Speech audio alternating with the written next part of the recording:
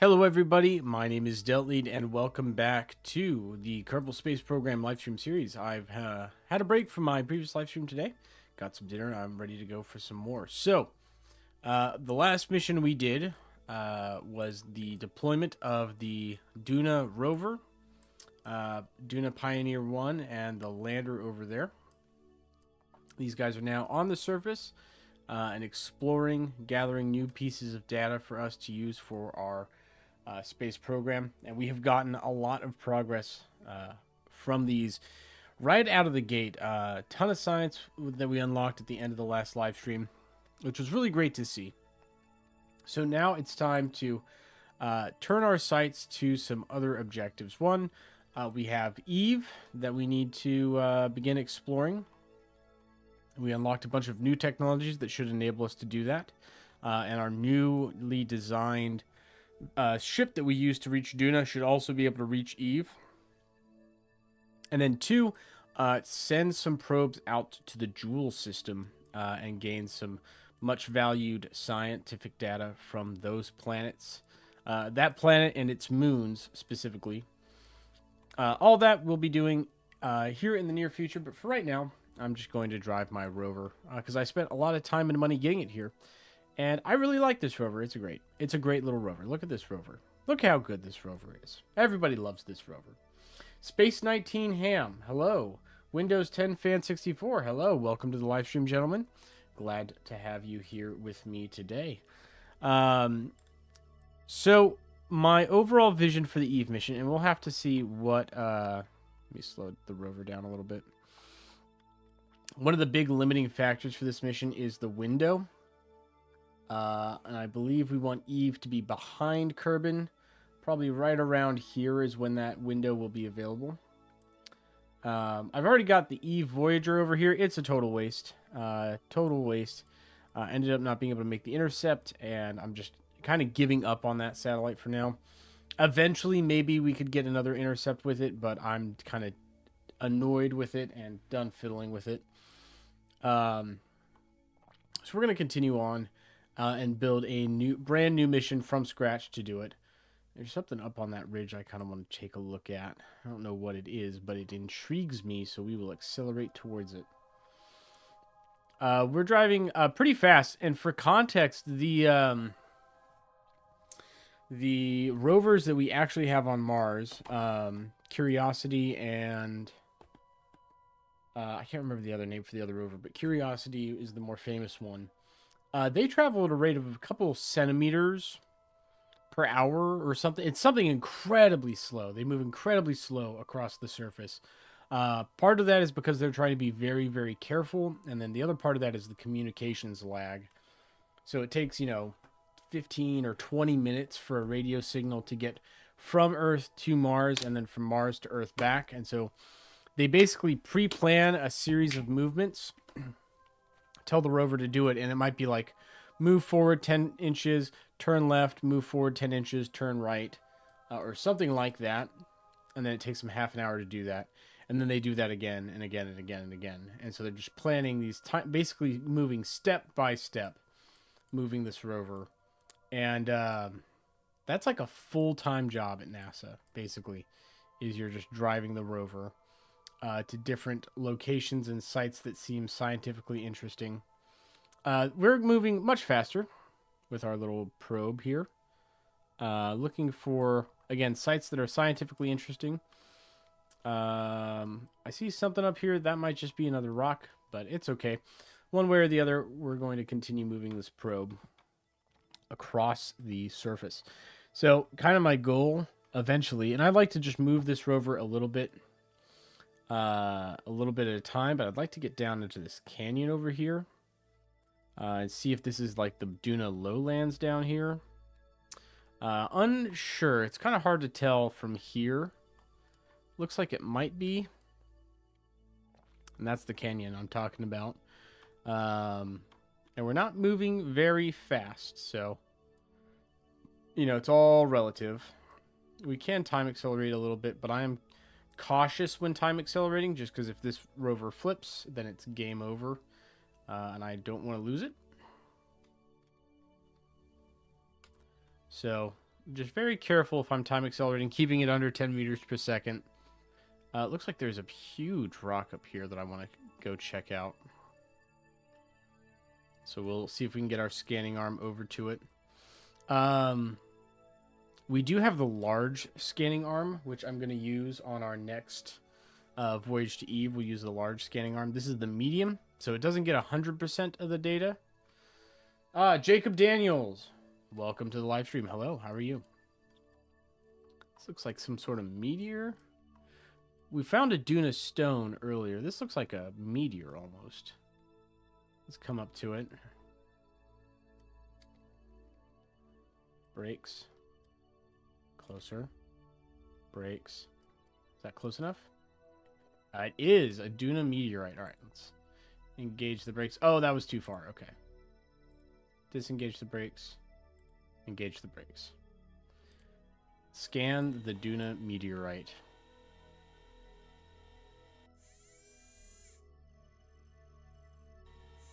(144 science). The remains of a past meteorite that struck Duna's surface. And yeah, we're getting 144. This would be worth a little bit more if we got the full value out of it.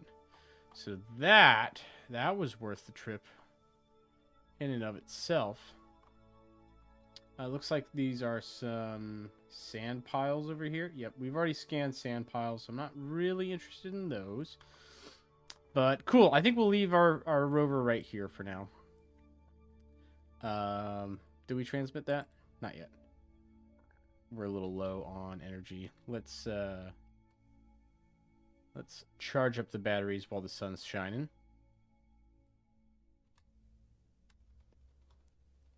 There we go. All right, transmit that. We're a whopping 5 kilometers away from our original landing site. We've got a weak signal right now. We've got a good signal to the relay in orbit. But the relay itself has a weak signal to Kerbal. Because we are pretty much at extreme ends of this thing's range. I don't think there will be a time when we're in blackout totally.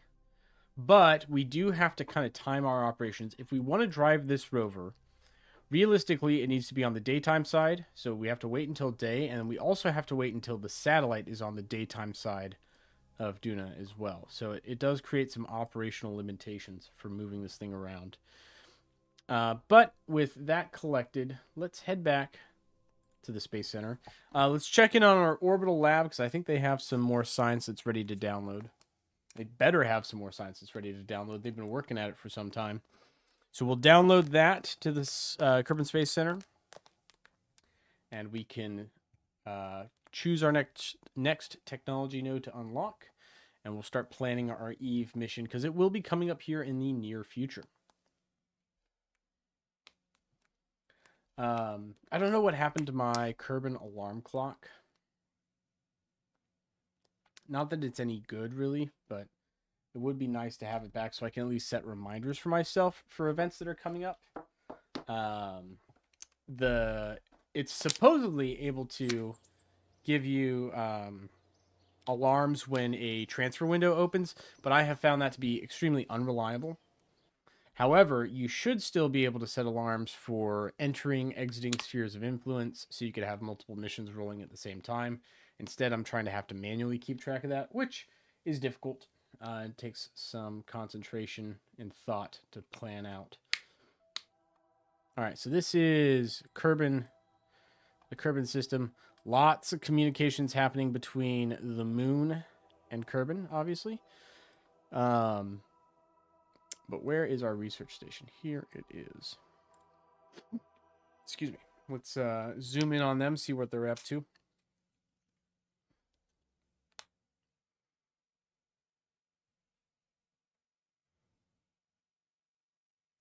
Now, one thing I'm not sure about is, do I want to do a manned mission to Eve yet, or do I want to do an unmanned mission first? I think unmanned first. We do an unmanned mission to Eve, and then the next big mission would be a manned mission to Duna. I think that would be the kind of order of operations we'd like to tackle them in on the next available window. Guess who? It's B. Dolan. Welcome back to the live stream, my friend. We've made a lot of progress since you last tuned in.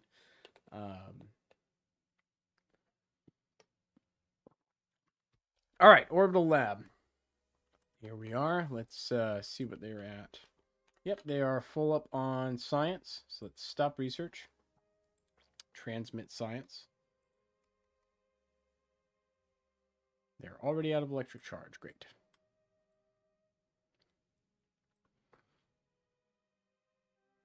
All right, we'll come around for another pass.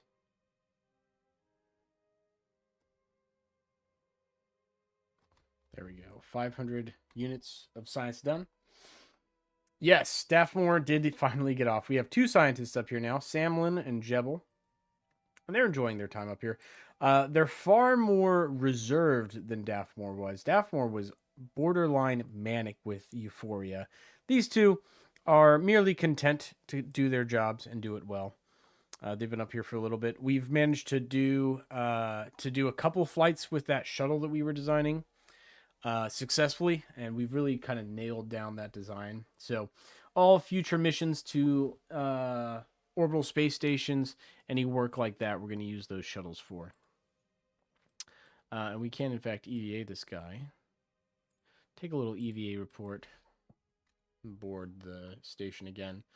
Let's, while we're here, try and find the most optimal orientation for our solar panels. I think it will be something like this.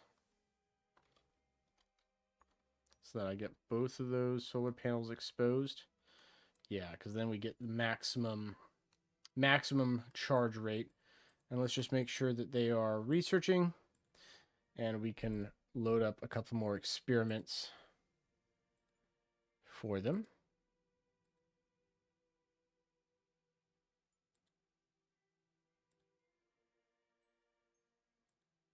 So we're actually running low on research for this orbital station to do. So it might be time to retire it because we do have a new orbital processing lab we can use. We just started the stream. Yes, welcome. We have just begun the stream. All right, so we have probably about 600, 700 units of science now to work with. And I'll show you the technologies we've unlocked so far. We've unlocked quite a few. Really rapid succession with that Duna mission and a couple other things we did. We were able to rack up quite a lot of research and get quite a few new technologies unlocked. We were a little low on cash, not poor per se, but we spent a lot of money upgrading our research and development facilities, which cost 3.2 million bits. And we also upgraded our runway and our administrative center. So a lot of major upgrades to the Kerbal Space Center. And because of that, we have, I think, 450,000 units, 480,000 left. But we now have a fully upgraded research and development, fully upgraded launch pad, fully upgraded runway. We could upgrade our astronaut complex to have more Kerbals, which would be good, because right now we're at a limit of 12. We have 9, so we have room for 3 more. And I'd like to get some engineers on board, but that would require hiring them.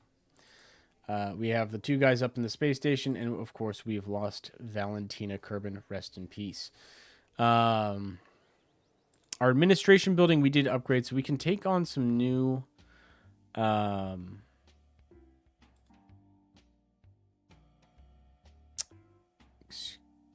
some new strategies. That's the term. Wow, I just totally brain farted on that.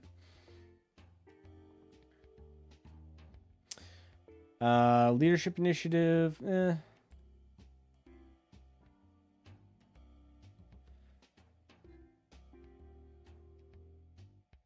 That would have been nice earlier on, but not really worth it right now. The fundraising campaign I'm still sticking with because it just gives us a little bit of extra cash.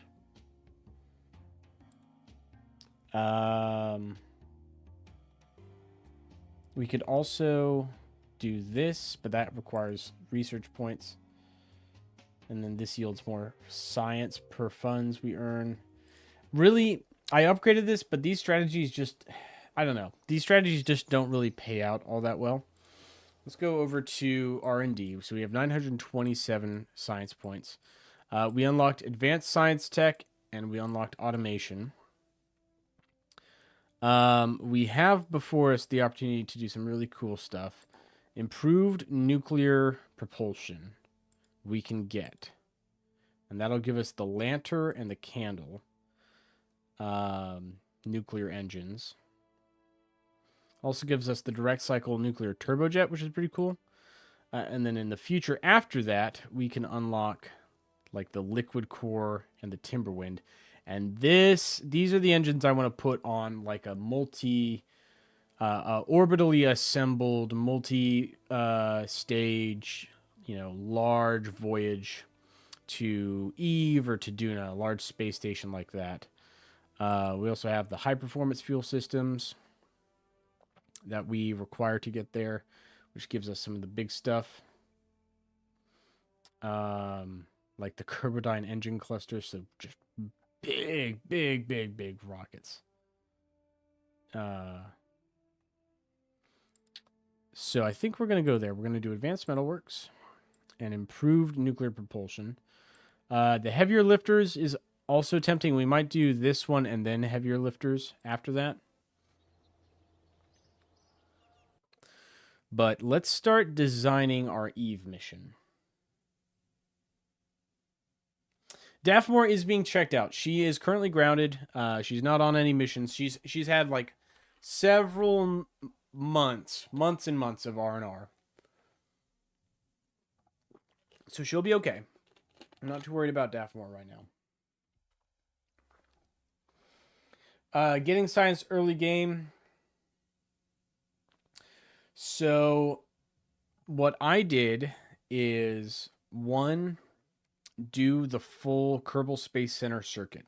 It's not worth, each individual one's not worth a lot, but in the early game, there's some of the easiest stuff to get. So once you unlock your, like, some wheels and a jet engine so that you can drive around and have a basic car, drive around the Kerbal Space Center, because every location at the Kerbal Space Center is its own biome, and you can repeat all of the experiments on the ground in each biome. And you can watch, if you watch like the earlier streams in this series, you can kind of see how I went through the early game. And that'll give you a fairly good idea. Let's load up the Duna Pioneer 1, because this is going to be our Eve mission. This will be the Eve mission. We're just going to do a couple things slightly different. So instead of having this down here, we'll keep this as part of the bus. But I don't need those anymore. We'll have this dish, but we're not going to use that dish anymore. No. We're going to use the Communitron 8888. I'm going to unlock both of these to use. So we have this massive antenna, which that's pretty cool. But the Communitron 8888 is a little smaller, but it actually folds out into this very large antenna, and it has a great range. The other thing that we have not looked at yet is the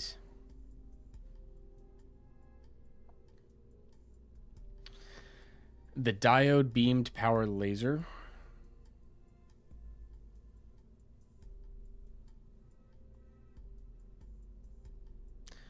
So we can send... we haven't really done anything with this, and I might... Never mind. I wish I could see how big these were before I, like... Yeah, never mind. Those are huge. Those are huge. Okay. Retract that. Never mind. Too big. Much too big. Okay. Well, we tried. Golly, that was big. I'm gonna put that little antenna there. Between that antenna and this antenna, that's about all the upgrades directly to this that I want to make. The only other thing we're going to add is we're gonna make a couple little rockets to go with it. So I'm gonna add... and this might be look this might look familiar for some of you. We'll do the Probodyne HECS. I do like this module. And where is it? The Oscar B fuel tank. One of my favorite fuel tanks in the game for small construction. Oscar B. It is a great fuel tank. And I feel like people sleep on it when they shouldn't. Can this relay?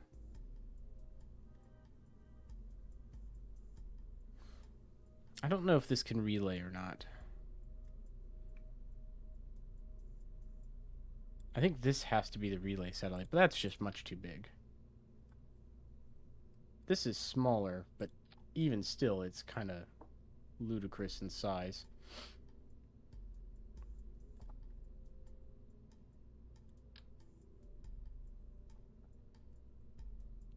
Let's do 3 of these.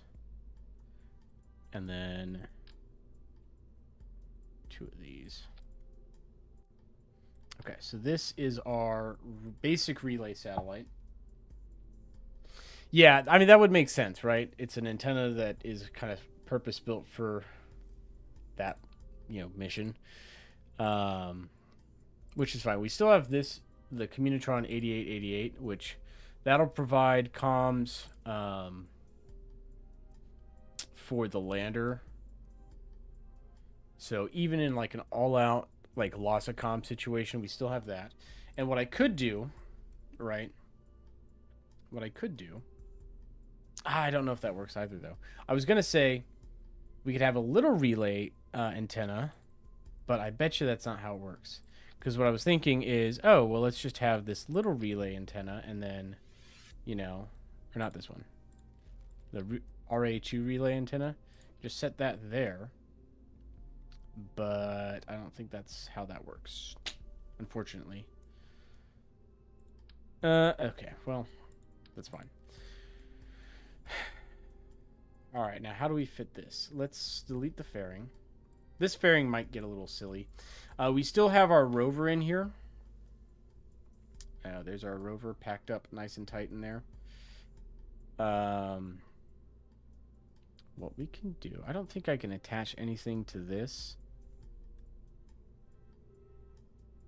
We are going to change how we run this mission, though. For starters, these are going to come down. Because I realize that if we extend these out, if we position these lower and extend these out, we could just drop the rover.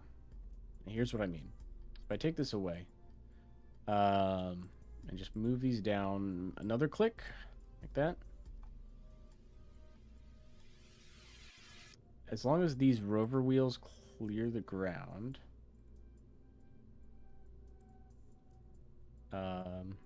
maybe we just scoot these down just a little bit more, like that.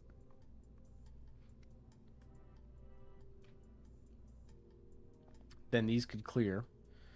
And then, so what I did earlier, and it worked, but it's kind of sketchy. What I did was I hovered the lander, dropped the rover, and then moved the lander over and landed the lander separate. And it worked, but it was kind of sketchy. But if I just set this up higher, land, drop the rover, then it should work. Then it should be like a smoother, operation. So I think we'll do that. It sounds much safer. It was cool. When I did it, it was very cool. I want that on the record. Your Honor, it was very cool when I pulled it off. However, it was a little sketchy. A little sketchy. Yeah, we'll do the spotlights again.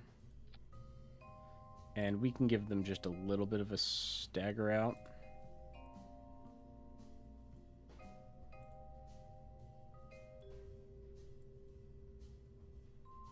I'm thinking just like that. So they're pointed out and down a little bit. And I think that'll do. So we're making small changes and improvements to the lander design. Overall flight hardware up top, I think, is going to stay mostly the same. We do have the GravMax negative gravioli detector, which I'm going to put on here. This is expensive. This is an expensive piece of flight hardware. We'll set it right there. I don't think there's really anything else. The only other thing I could think that we would want to change is I have the large scanning arm now. Can we fit it under here, though? Do we have the room for it? Is it going to fit? This one's already kind of clipped to the surface a bit. Let's pull this off. Could I add another structural brace here? Let's pull this to the side.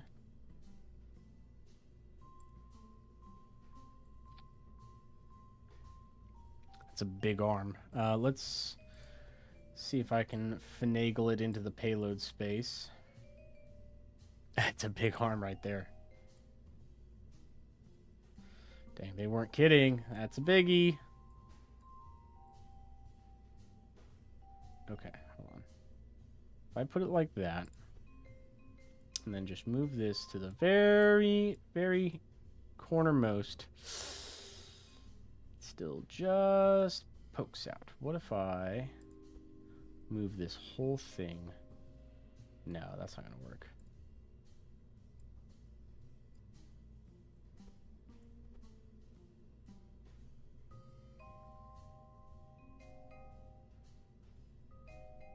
Kind of overhangs this antenna. We could move this antenna down. We're having to rejigger some stuff here. Bear with me. Now it's a face. Now it's a face, everybody. We've achieved facehood. Okay, hold on. I know it's clipping through the strut a little bit already, but if I scoot it, nope.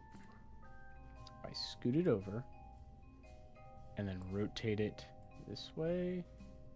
I mean, it's kind of clipping through the strut. I don't love that it's clipping through the strut. It's not great.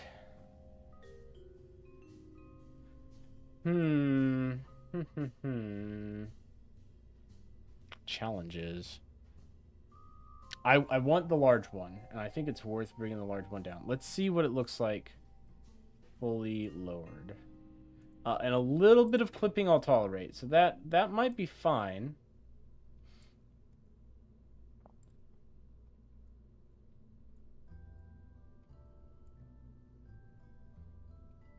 I might just have to be careful moving it out. Let's move these struts up a little bit.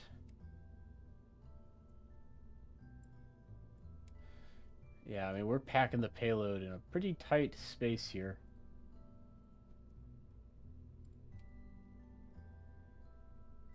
Okay, I think that'll be fine. It's only barely clipping. It's only barely clipping. It's fine. It's fine.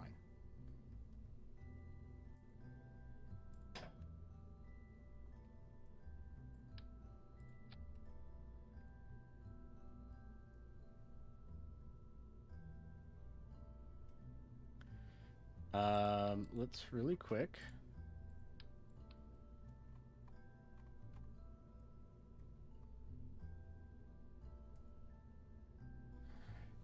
Configure vessel naming. This will be the Eve transporter, because this will be the stage that transports all the flight hardware down.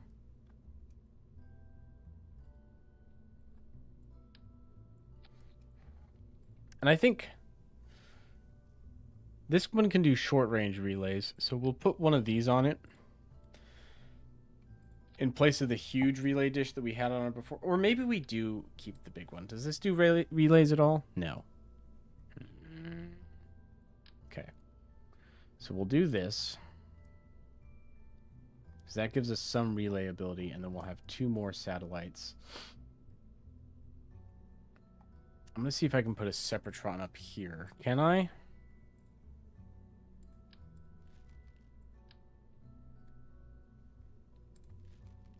Not with this Communitron here, huh?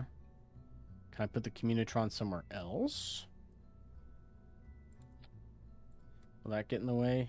Yes, it will. What if I flip this around for a second? We're this is tricky.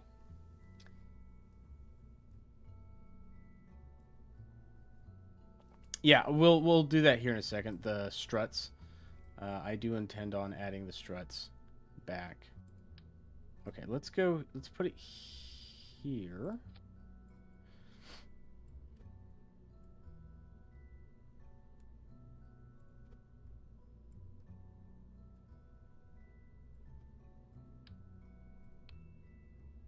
Oh, shoot. Undo.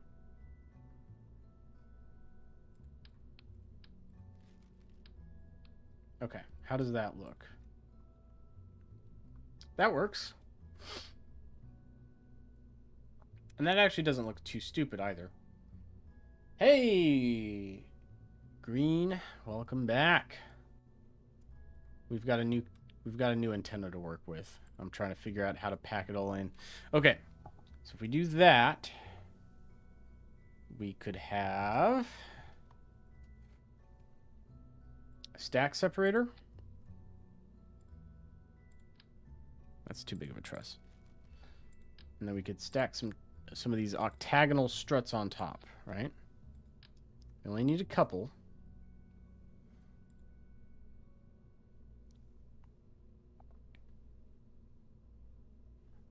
And then we do the radial decouplers. We could do 3. It's an octagon, right? But 3 would work. There we go. Scale it down, as I did before.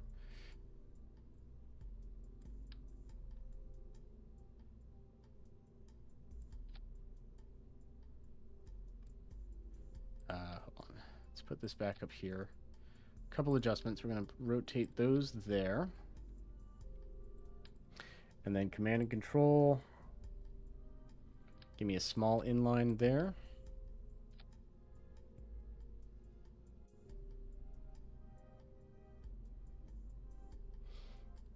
And I think I want an advanced inline here. Yeah.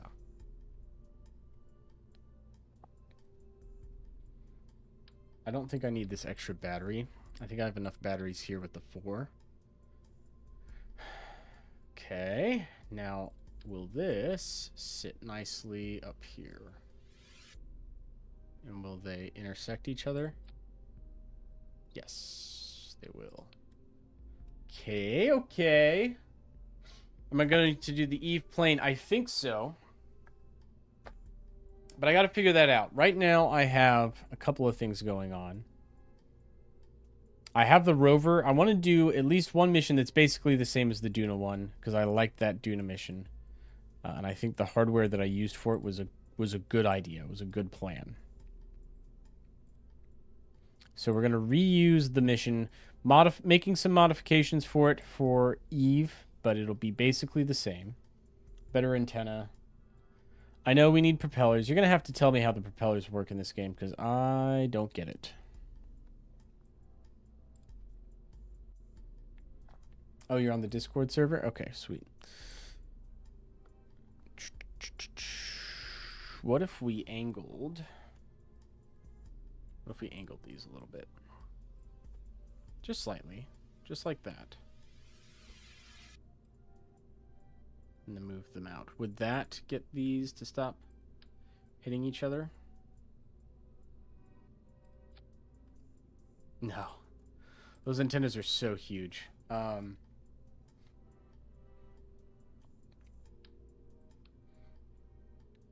Okay, let's go back to structural. What if we had these cubic octagonal struts as spacers?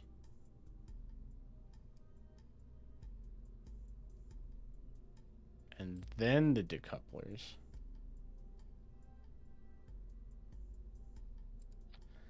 And then the probes.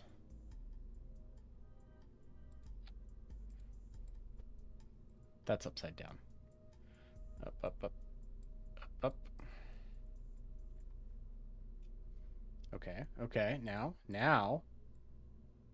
Like that. Aha! Is it stupid looking? Yes. But I think it'll work. Ditch that, and we just drop this down here. Yeah, 3 ComNet sets. That's the idea, at least. And I'm going to add, actually, to prevent future tomfoolery. Well, it shouldn't really matter. I should be fine. We'll add a pair of batteries on these. Or we'll add 3 batteries. We'll add one here. Ah, hold on. Let's put it right there for now.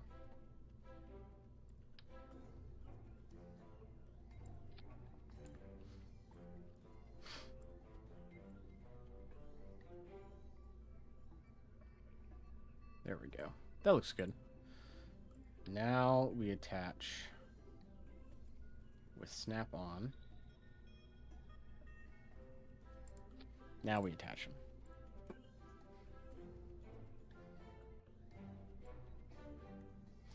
And we'll deploy these 3 satellites and get them in a constellation right away, basically.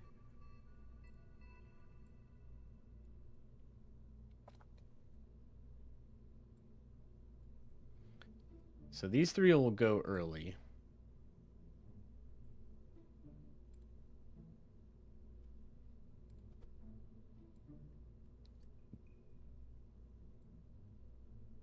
How's that look? Yeah.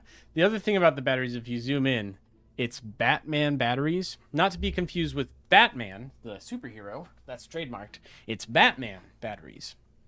The difference there is subtle, but very important. Okay. Let's add some structural stability to this, because our payload is now probably a little unstable. At least a little unstable. So we can add 3 of those. Struts to... Yeah, Batman. Not Batman, but Batman. Don't mess it up. That's a copyright infringement if you do. I'm going to get rid of symmetry here for these next couple of attachments, because I'm just trying to fit these in wherever I can. And they're not going to all fit the same place by necessity. The struts don't really weigh anything, though, so I'm not too worried about it. We can do dual symmetry for this one. Nope.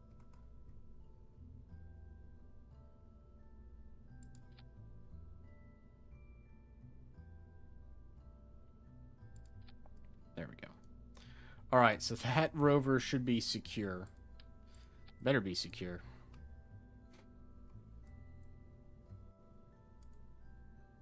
Configure vessel naming. This will be the lander. These will be Eve. Eve Vanguard lander. Accept.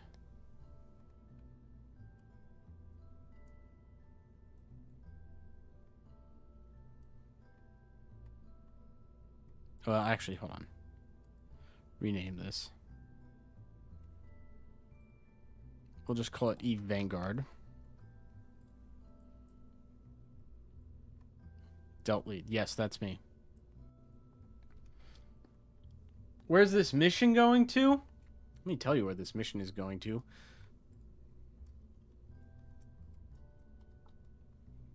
Does that tell you where the mission's going to? I think it does. I think that tells you where it's going. It's going to Eve, my friend. We're going to Eve. The blue or the purple jewel. Yes, Eve. Okay, am I missing anything else? Just making sure nothing's like touching each other, clipping. A little bit of clipping's okay, a lot of clipping's bad. I'm trying to avoid lots of clipping. I don't think there's anything I could really use here. The tow bars would be cool, or the telescopic joints.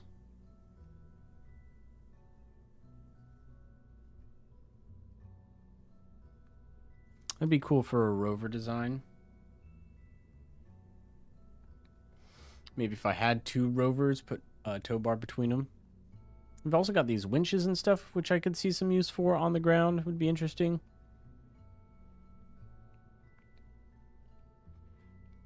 And then there's also the pylon and the concrete base that we could use. There's the big modular girder segment, but that's a little too big for this. We just need a little bit of modular struss work here.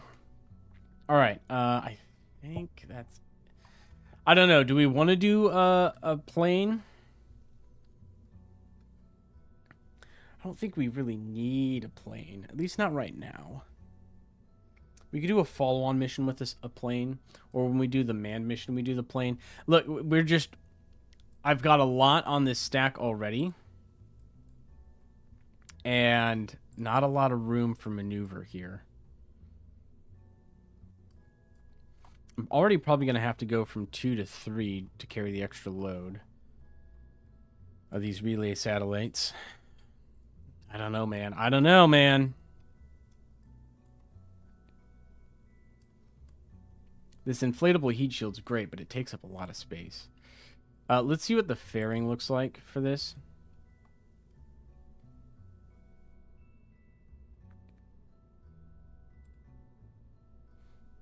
I'm hoping it's not too ludicrous. Hold on.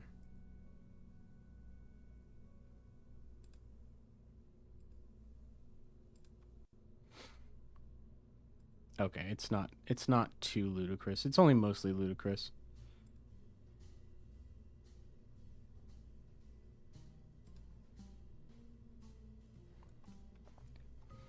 That's not terrible. It's not the worst fairing. That's not too wide. That shouldn't be too wide. We've got this stabilizer in here as well. I think what I'm gonna do though, we had 2 of these boosters. We might make this 4. 4 boosters. Ah, the cat's seeking attention again. Hello, cat. I have already played with you, and I've already fed you, so I don't know what you want. Let's add the stresses back on these bad boys, these big boosters.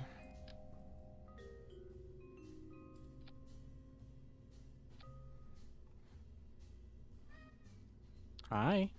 Hi, kitty. What do you want?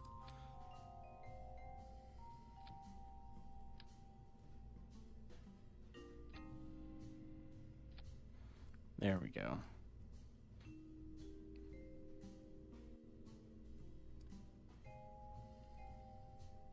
Yeah, she's running around under my chair right now and behind me. She's trying to get my attention. All right. Is there any other science we can do? I guess we haven't done the magnetic, the magnetometer data. So that would be good to bring. There's also the drill, which I don't know where I would fit this on. This is kind of huge. We've got the extra boost, so I kind of want to bring the sample drill.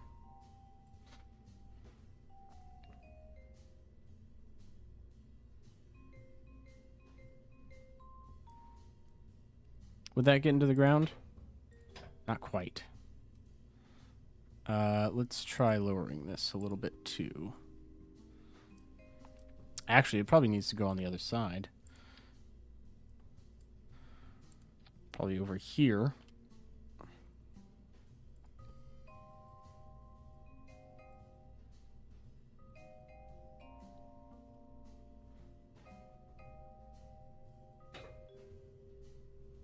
Even that only barely gets it down. What if... Okay, let's toggle the snap off here.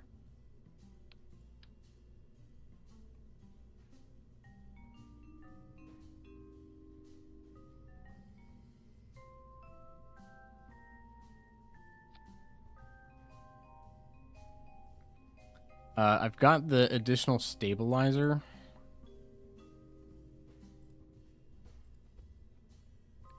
Hold on. Set that aside for now. That shouldn't get in the way of the rover deploying.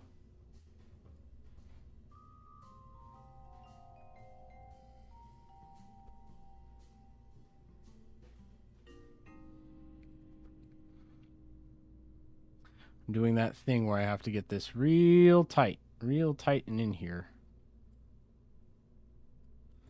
Absolute minimum clearance. That camera isn't clipping. Okay. That should be fine. That should work. That should work.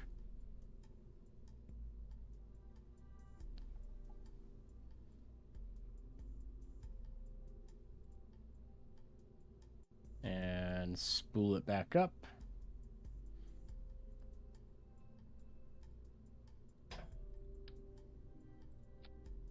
There we go.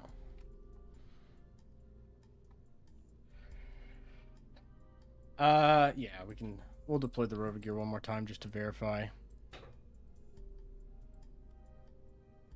Yeah, that's fine. We can actually bring this up just a little bit more to make sure that the drill makes good contact with the ground. Nope, retract. There we go. Okie dokie. Why are the wheels sticking out? Oh, it's because I have them. Hold on. There we go. I was like, why are the wheels sticking out? The juice. What juice? What juice are you talking about? We got power. Look at the power. Electricity right there. And we have backup solar panels to keep it powered on. There's backup solar panels down here. There's a backup antenna right there.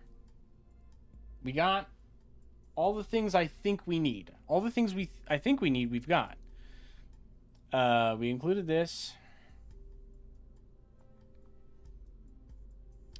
The only other thing I could think to throw on here is this gas chromatograph, maybe, on the upper stage, right? Because this is, theoretically, this stays in orbit once all the heavy stuff has been offloaded. And if we pop that in there, use that to scan the surface, and then also use that, not that,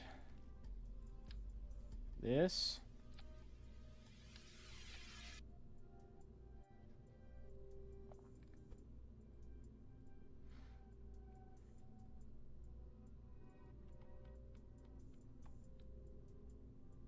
I think that's everything.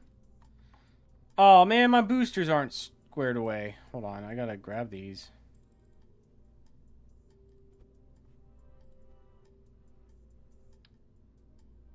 My boosters aren't on straight.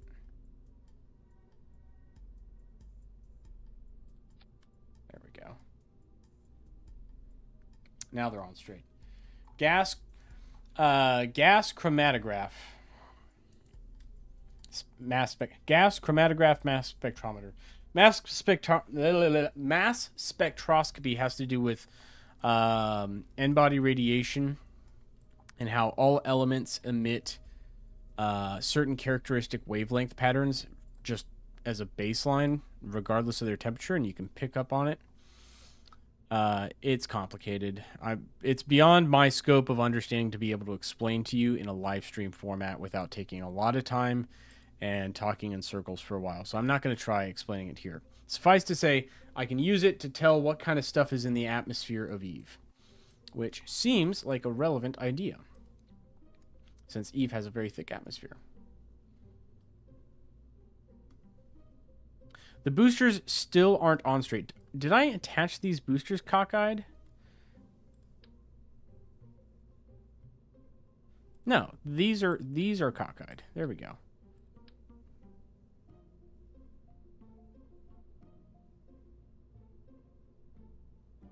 No, the whole thing's cockeyed. Am I taking crazy pills? Why is this cockeyed?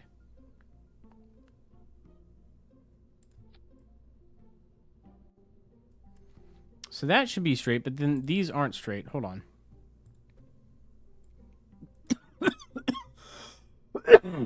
Excuse me.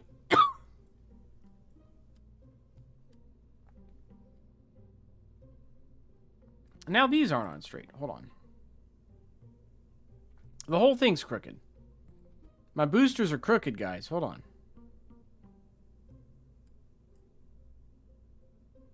Okay, those are straight. What the heck happened there? How did that get so screwed up? And now these are all crooked too.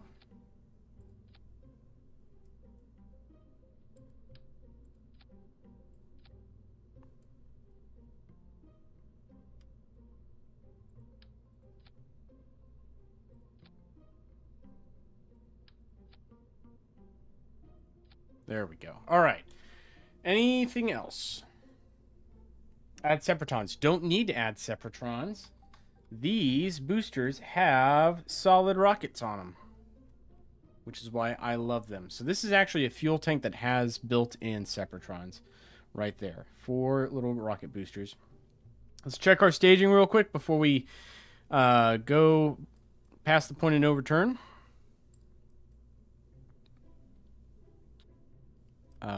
Real quick, let's scoot down just a little bit more. There we go. All right.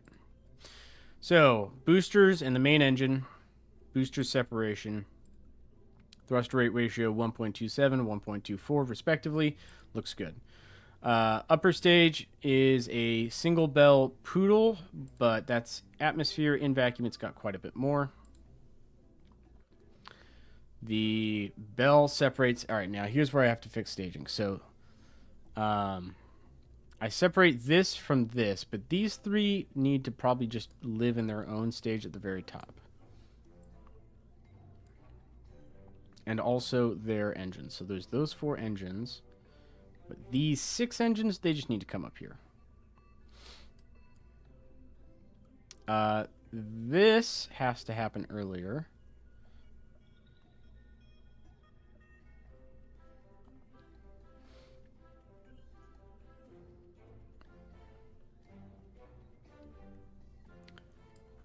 So these things should separate at the same time. This breaks me away from the bus, and then we'll have these satellites off on their own. Yes, this is very complicated staging. So fairing separates. We break away from the bus once we're entering Eve. We'll deploy the 3 satellites manually, but then we'll break away the top of the... No, that's the rover. No, this goes in its own stage up here. This is the heat shield, which happens after the parachutes. So, yep. Heat shield. This comes down here. So these separate. Okay.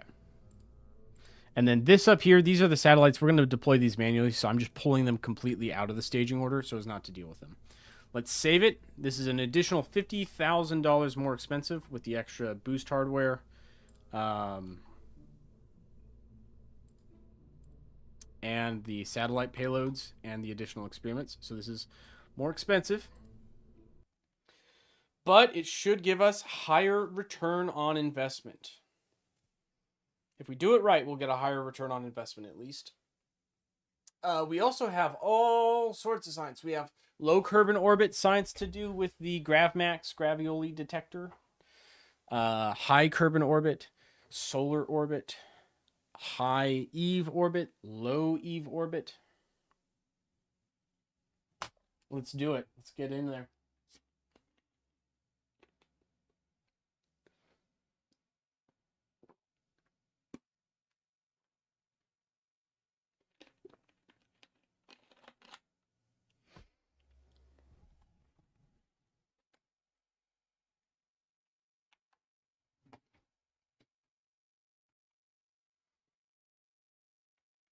It's taking a long time to load. This is a big rocket. This is a big rocket.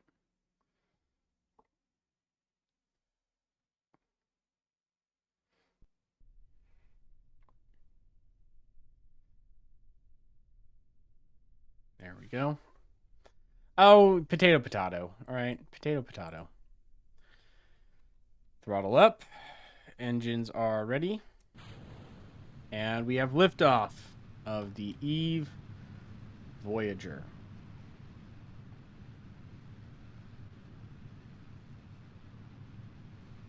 We have lots of reaction control wheels throughout the ship. The biggest one right here, and then multiple after that. Will it crash? No. Just took it a second to load. There's a lot of parts on this. My frames are actually kind of low right now.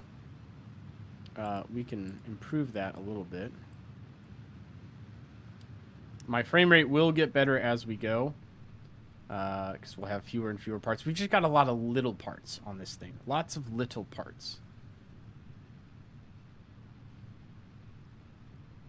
The 3 additional satellites, the rover, all the staging, it's a lot. There's a lot going on here.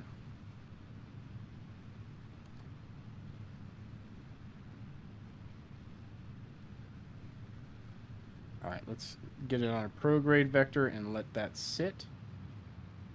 Throttle down. I'm not going to time warp. I just don't trust time warp with this right now. I'm going to take it nice and slow. About 25 seconds left on this burn.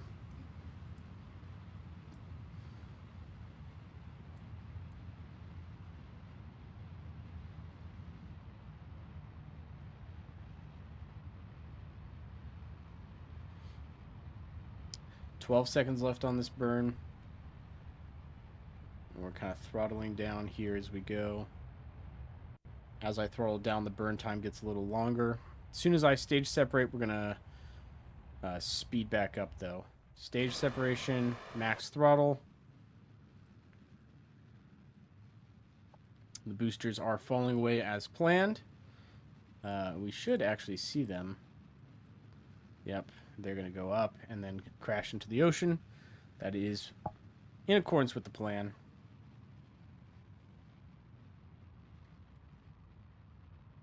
All right, we're going to throttle way down here.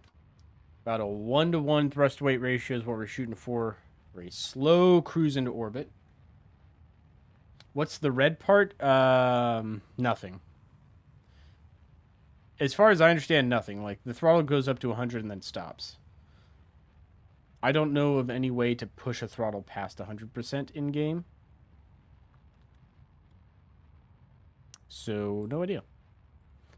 We have a 4-degree inclination. We're a little off. I didn't want to try and mess with that during the initial ascent, but now that we're up in the upper atmosphere, I'm going to try and burn a little bit to the north because we're a little south. So I'm pushing the nose a little up north to try and compensate for that. We'll also push towards the equator here.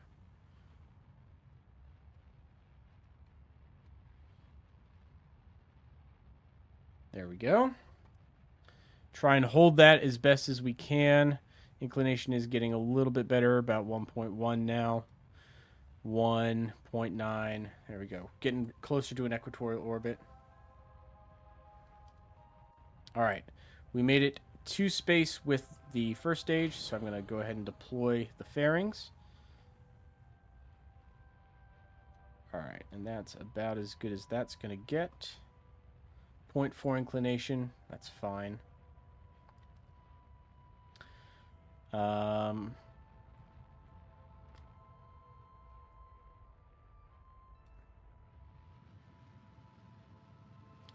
and push my throttle up a little bit here, now that we're free of atmospheric drag.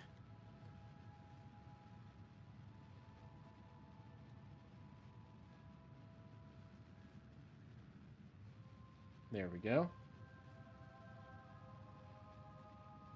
Yeah, there you go. That's what I'm talking about. That early science, you have to go after every little bit of science you can early on, and just be very greedy about it. Like you do high atmosphere, low atmosphere. You do science in the water. You do science on the shore. You do science on the grasslands. You do science at each of the buildings. You really try and capitalize on every little bit of science you can get. Okay, we are in orbit, just about. And I'm actually going to stage this booster now to minimize debris, and then I'm going to burn the rest of the way into orbit right there. So we are in orbit. And now that we are in orbit, let's run our gravity experiment. Gravity scan from just above Kerbin's water. Oh, we can do this everywhere. Well, let's transmit that.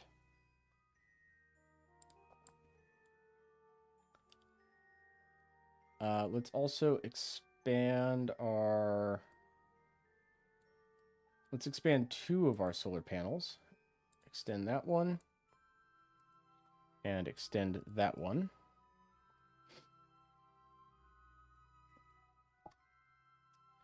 And we'll be over another biome here in a second. Log gravity data. Grasslands, nice.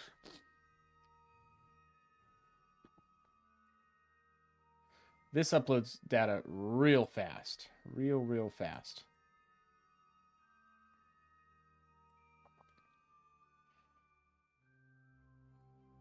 It's about. It just has to do with YouTube services. Let's extend that antenna. And have that ready. Let's also log atmospheric data here. Oh, it can't be done. Show spectroscopy results. No atmospheric sample. Oh. Well, I learned something about that. Okie dokie. Let's look at our Eve encounter, shall we? We might have to sit in orbit for a little while before it's actually available. In fact, we will have to sit in orbit for a while. So let's do that now. We do have the solar panels deployed on the satellite, so it can, it'll be fine for a while. I'm fine just having this sit in a holding pattern in orbit until the actual window comes around. 45 degrees from the top, so 45 degrees this way. Hold on. Why not we just Google this? Eve, KSB Eve transfer angle.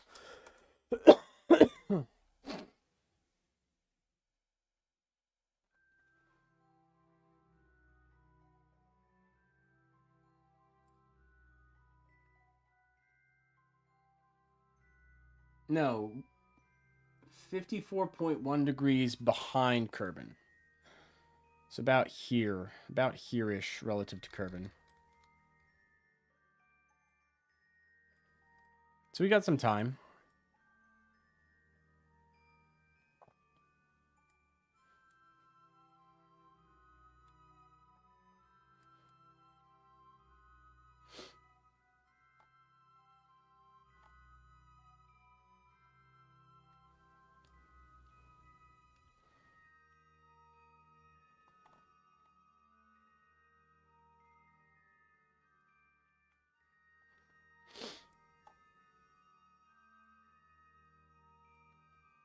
Okay, now we're getting close.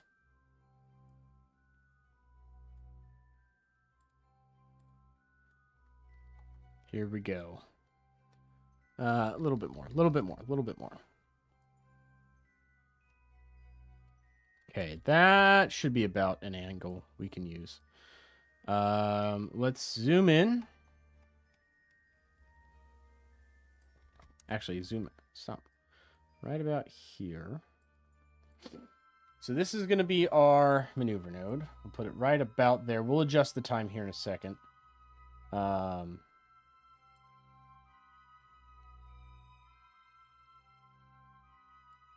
Okay. Let's get rid of all those objects. Get rid of all those objects. There we go. Get rid of site locations.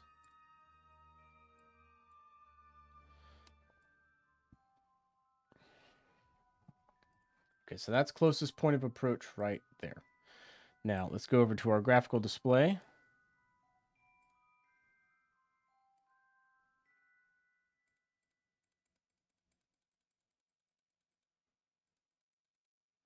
Where'd my closest point of approach go?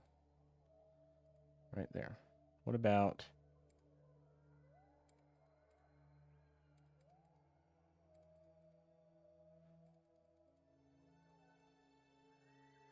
Well, gosh darn it. This is why I don't like transferring to Eve, man. Hold on. So that's really close. It's just off on the axis there, right?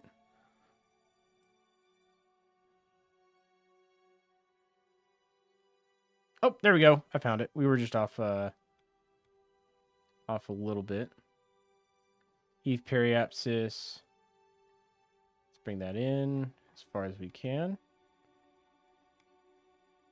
Oh, that's getting bigger again. Okay, focus view on Eve. Select my maneuver node. So that's our current intercept right there. At least our planned one.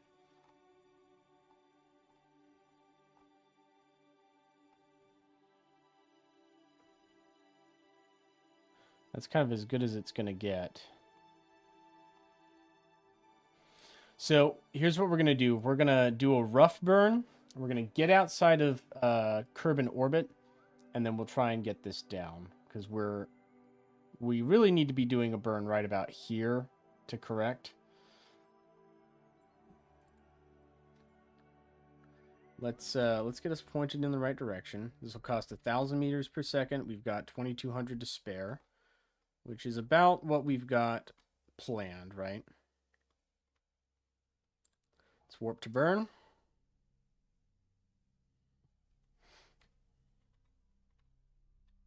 Minute 58-second long burn. Go down to a minute flat. We'll start the burn probably about 1 minute and 10 seconds, so right now.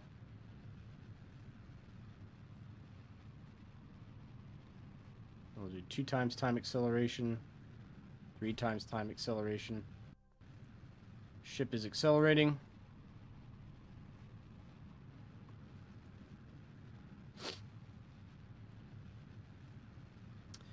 And if we can get into this Kalinia orbit first, that would be great. Because we need to get a satellite in a Kalinia orbit. And it needs a Science Junior and a Mystery Goo. Could we do it? I think so. I think we can.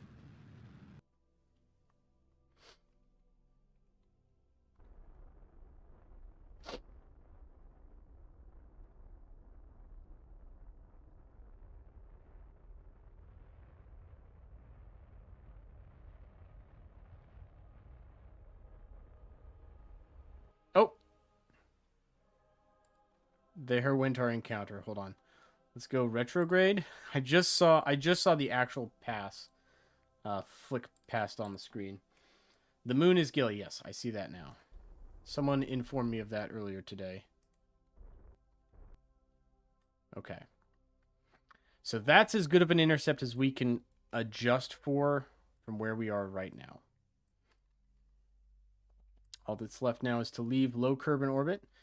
And we'll take a gravity reading. Transmit that.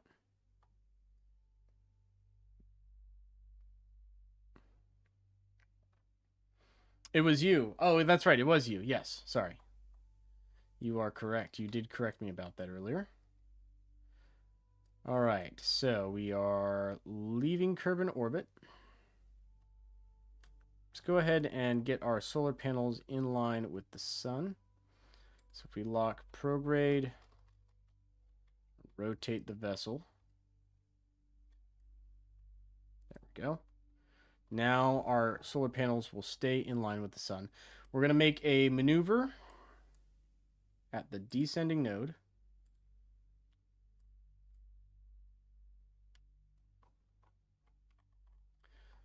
And here's what the plan is. Let's push this up. There we go. There we go.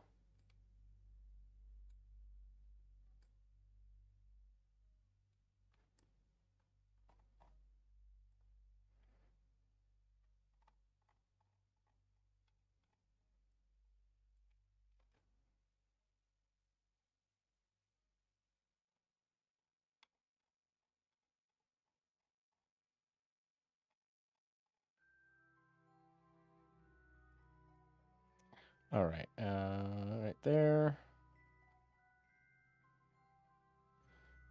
Come in like that.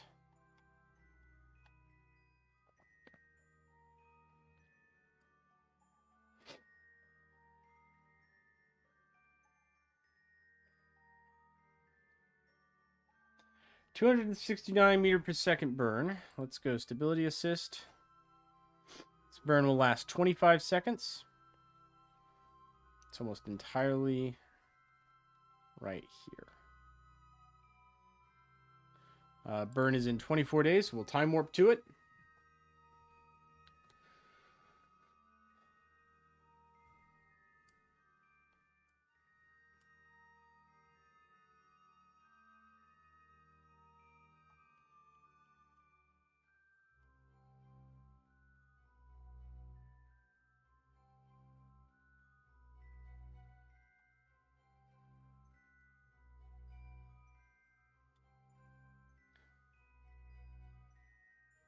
Looking so far so good.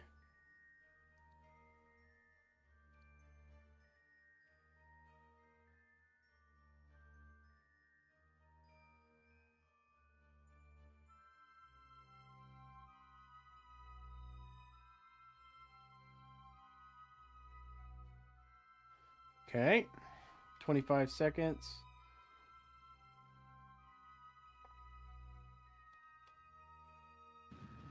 Light the engine.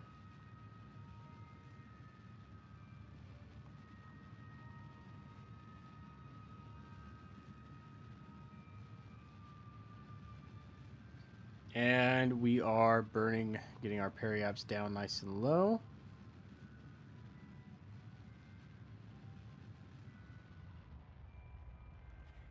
Okay.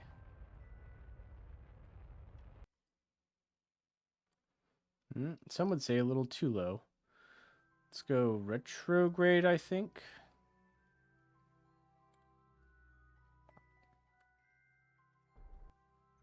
There we go. So that's a nice equatorial orbit right there. We can work towards the Kalinia orbit eventually. But let's see how much delta V it would take to get captured.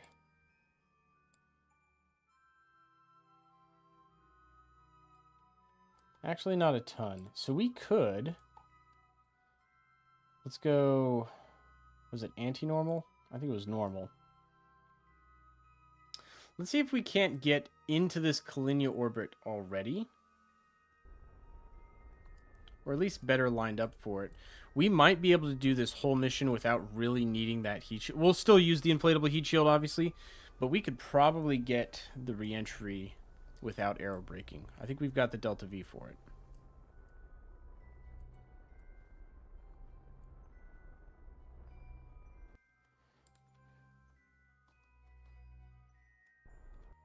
Whoa, okay. Let's go back to normal.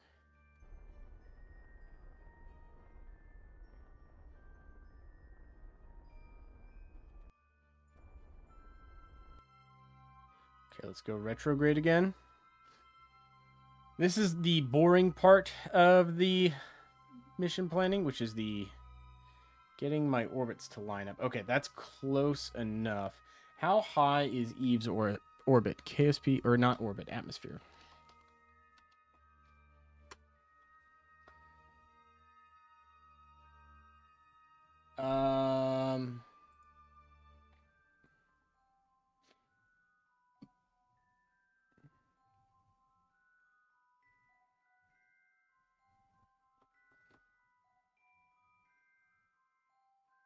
Let me see. 90,000 meters is the edge of the atmosphere. Okay. Well, we're pretty much there. Let's, cannot auto warp so far? Okay, well, we'll manually time warp here. We're on our transfer. Oh, hold on. Before we do anything else, let's go ahead and open up this comms dish. I understand that it's going to clip with these other satellites. It's fine. It's fine. That will ensure a good connection.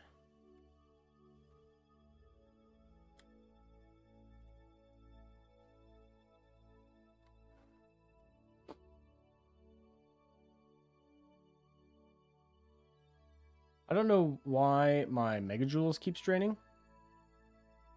And then my electric charge keeps draining. It's kind of weird that it's doing that. It actually beats me. It really shouldn't be draining. And the solar panels are deployed, so it should be charging. One thing we need to do while we're in flight is take our gravity data, transmit that back to Kerbal. Boom, 13 science added. That brings us up to 114 total for the mission. Is there anything else we can do? No, we've already done all the other basic experiments. Okay.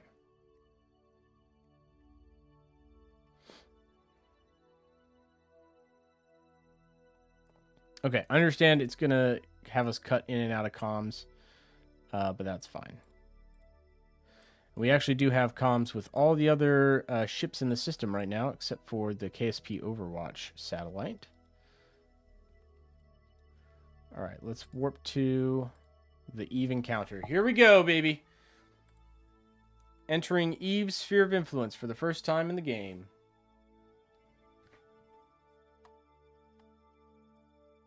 We got all our satellites. The connection over at Duna is looking great.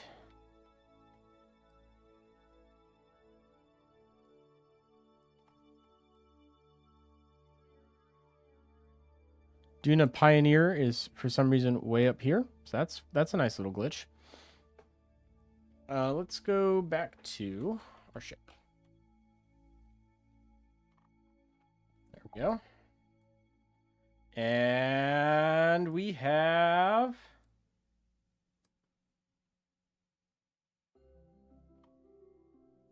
Have we entered? It doesn't... Oh, I didn't actually warp to... Hold on. I know what I did wrong. That's fine. Boop. There we go. We are now inside Eve's sphere of influence, which means we have science to collect. Log temperature. Transmit. Log gravity data. Transmit. Seismic data. That's not really a thing. Pressure data. Transmit. I have this guy. Run magnetometer report. And transmit that.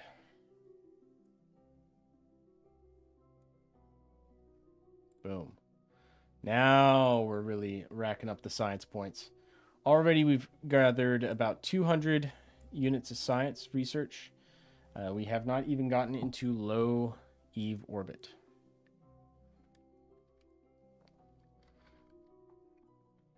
So let's make a planned burn right about... Well, right about here.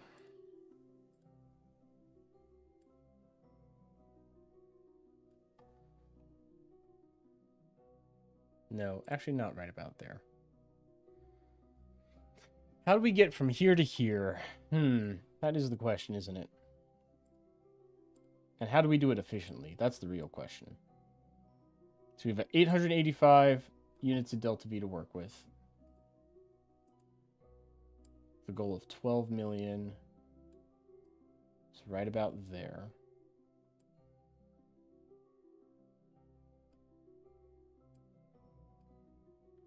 So that's not going to work.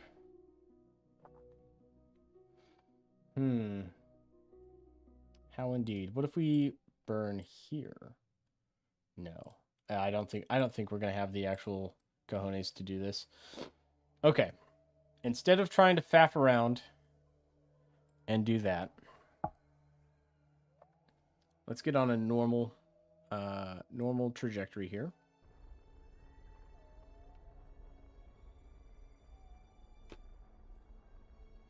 Sorry, anti-normal. We need to go anti-normal because we are in a retrograde orbit, everybody.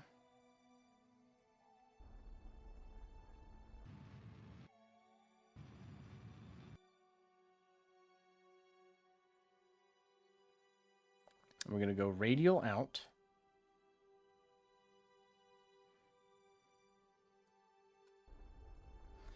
And this is where the fun begins, right? So I want to get the bus,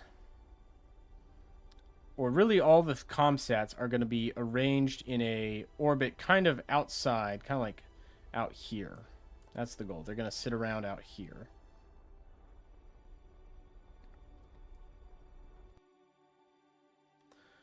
That's probably good enough.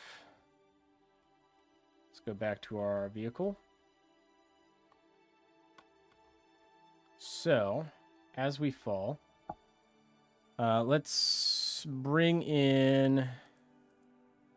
Retract this antenna.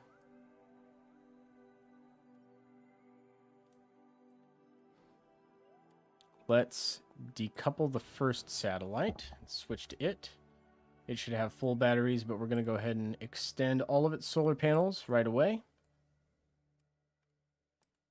to make sure that we keep a good charge on everything.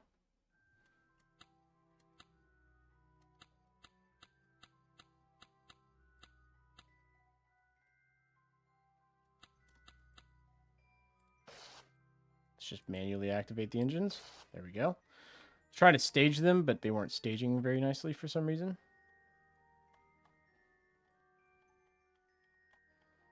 All right, so we are separated. Let's rename this EveSat1. This is going to be EveSat1. Accept. All right, and we're going to... I want to slow their orbits down significantly. So I'm going to have him point retrograde.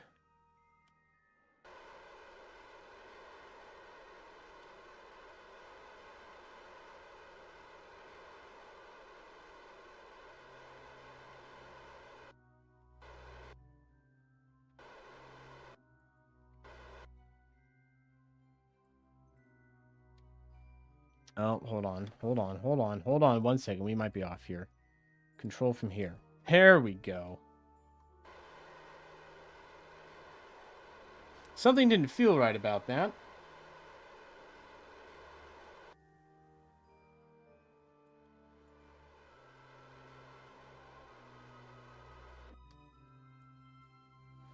Try to get it periapsis right at about 1.8 million meters. Let's switch back to the bus. We're going to rinse and repeat for the other two satellites. So, decouple and switch to it. Extend the solar panels. Control from here. Point retrograde. Rename the vessel. This will be EveSat2. Okay. And again, target about a 18 million meter orbit.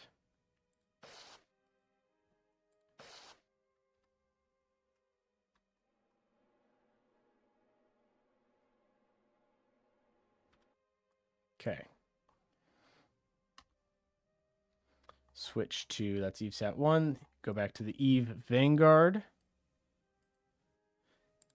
Decouple the last satellite. Extend its solar panels.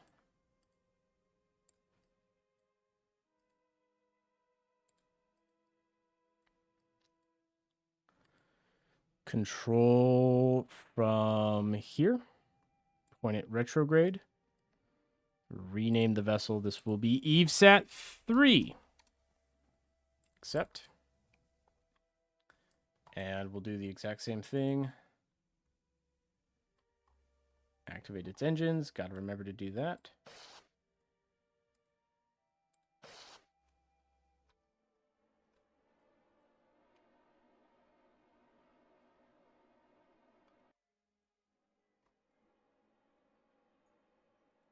Okay. Those satellites are all going. EveSat2, EveSat1, Eve Vanguard. Now, Eve Vanguard, we're going to go radial in.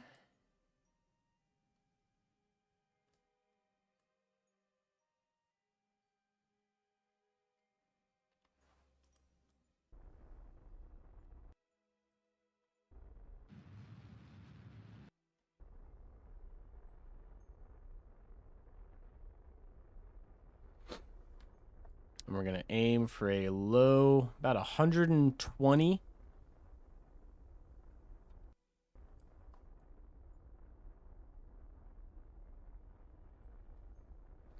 Maybe 100 flat.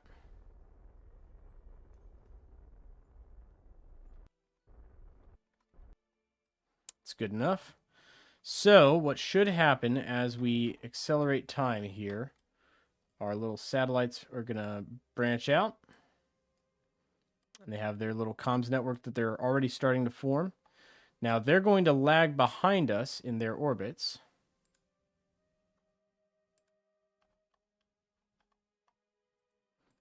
Where ours is going to go deeper into the system. And we'll do circularization burns for each of those satellites here in a second. We'll have to tab to them. But let's also separate this stage.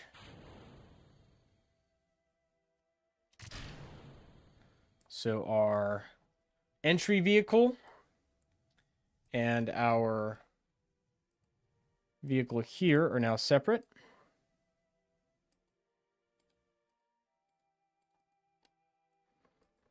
And what does that put us on? That puts us on a 9.8. Let's activate these engines now so that I can control that. I want to bring this down to about a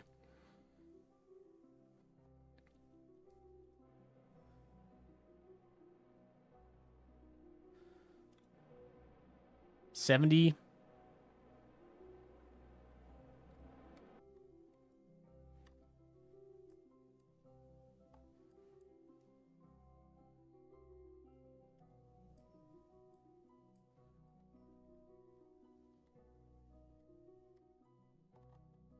I don't know why that's not separating.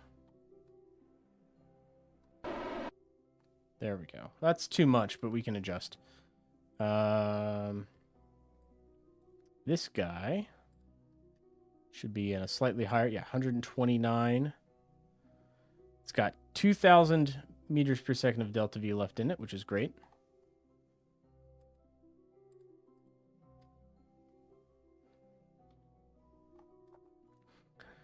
So we actually have six vehicles are getting deployed to Eve in one go.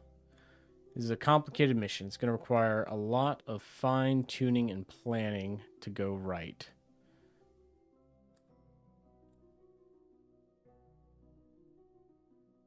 Let's get a little closer. So I'm going to go radial out and about there.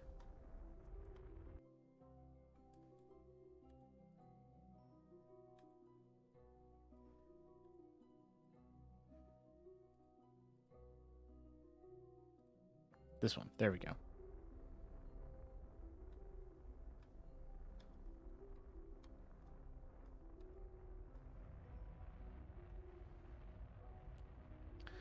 Let's burn to put this in a slightly higher orbit.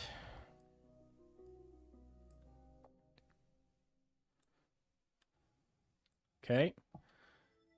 And let's warp time forward just a little bit more. So we're getting some actual separation between our vehicles here. Still got a good comms signal. A good bounce to each of the relay satellites. And the relay satellites are sending it home all the way to Kerbal. It looks great. Okay, here's where the fun begins. I'm going to try and get into orbit.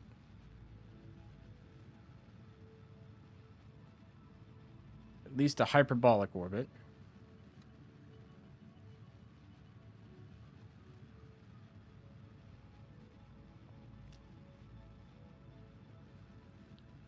Okay, that's one satellite in orbit. I'm going to switch to EveSat 2.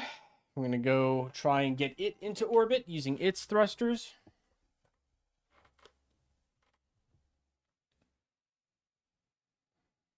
This is complicated, guys. This is complicated. I've got a lot of moving parts here that I need to control. And Kerbal Space Program crashed. Apparently that was too many moving parts for it to control. Well, we auto-saved somewhere in there. So it's not all lost. That is a bit of a bummer.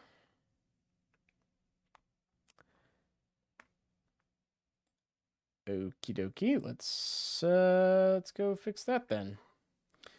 One moment, everyone. Troubleshooting is commencing.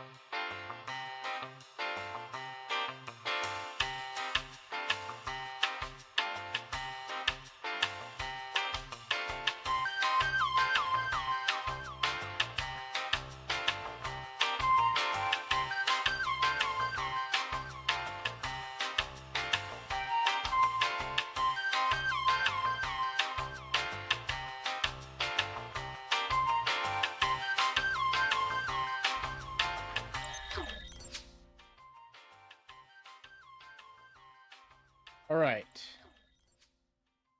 We should be getting up there now. Turn that off. All right. Game's reloading. Apparently, my computer also thought that 6 spacecraft in a single mission was too many to handle, so it wanted to take a break. But we gave it a little break. Now we're coming back to it. Should be fine now. Should be fine now. Game's loading. Hopefully there were a couple of autosaves along the way there. Hopefully at least one autosave after we separated all those crafts, because we did switch between vehicles a few times in there.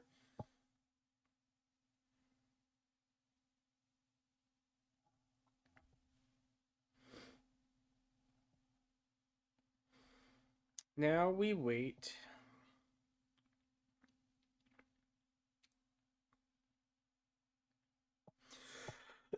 It's almost done. Almost done loading, and then we can continue. Hopefully from where we left off, or at least close to where we left off.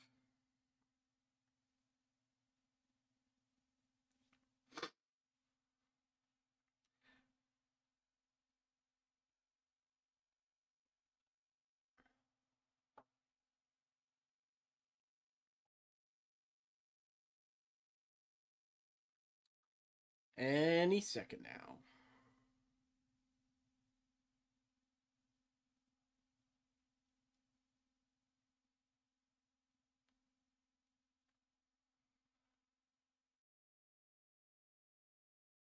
Any second now. Almost there. Almost there. Bear with me. Kerbal Space Program takes a minute to load.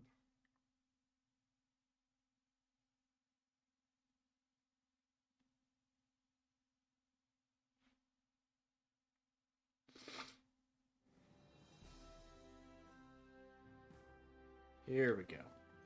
All right, start game. Resume saved. This one. Year 5, day 400 sounds about right for how long we were into that mission. So we should be at least at the Eve intercept. We're going to have to go to the Space Center to find our vehicles. Hopefully they're not lost. That'd be bad.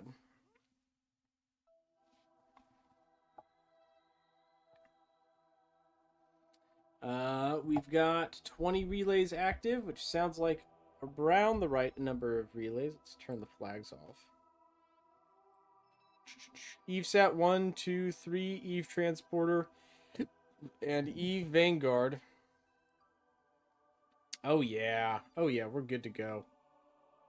All right, let's take, who's the first one up? EveSat 2 is the closest.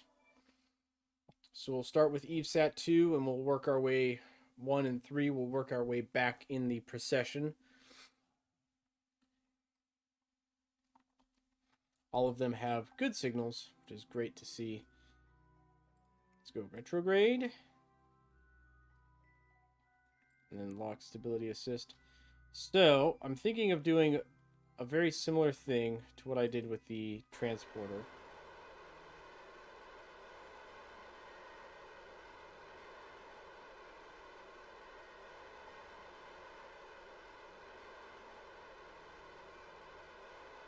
And actually, we could probably bring these into like 1.6 million meters or 1,600 kilometer orbits. So let's say if just going retrograde and bringing this down to a 1,600 kilometer orbit helps.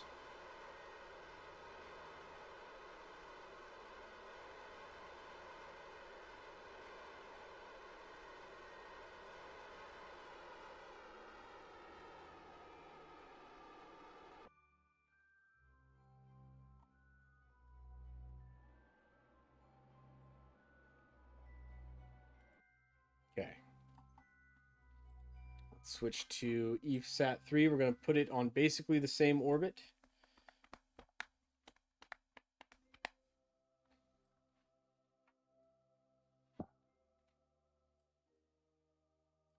What's our time to periapsis here? 47 minutes. Okay.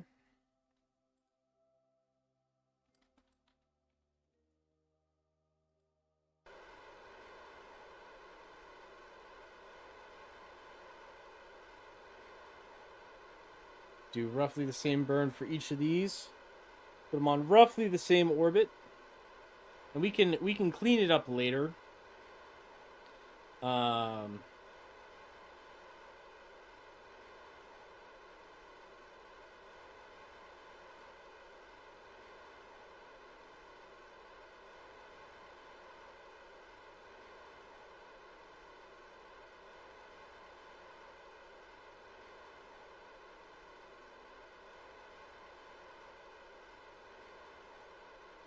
Almost there, almost there.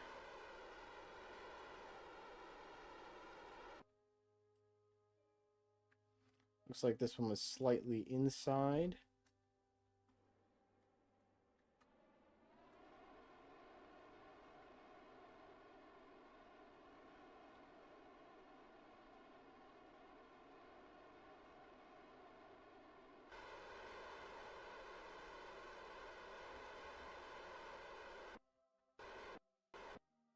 Okay. And then switch to EVSAT1, do the same thing. This will push the time to their periapsis out slightly for each of them.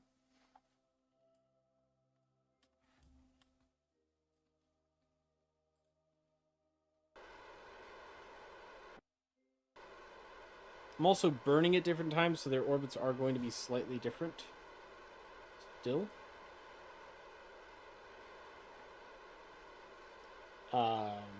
But that's okay, as long as their periapsis and apoapsis are the same and we get their periods synchronized, it shouldn't really matter.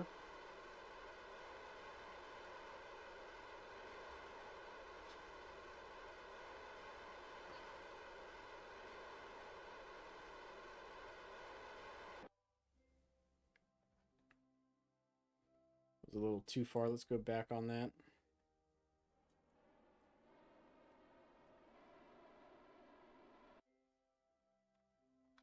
Okay. So those are our 3 relays. Let's switch to the Vanguard. Well, let's let time roll and see what happens.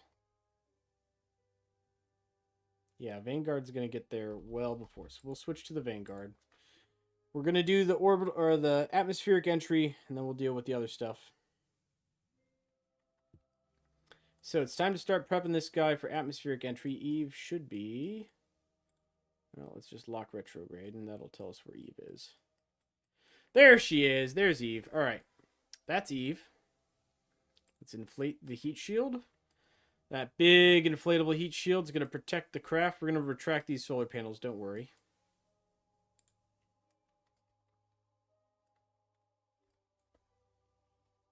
What's our periapsis at? 2,800.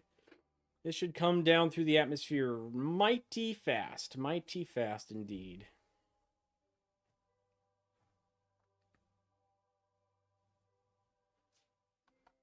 It will definitely be the first to reach.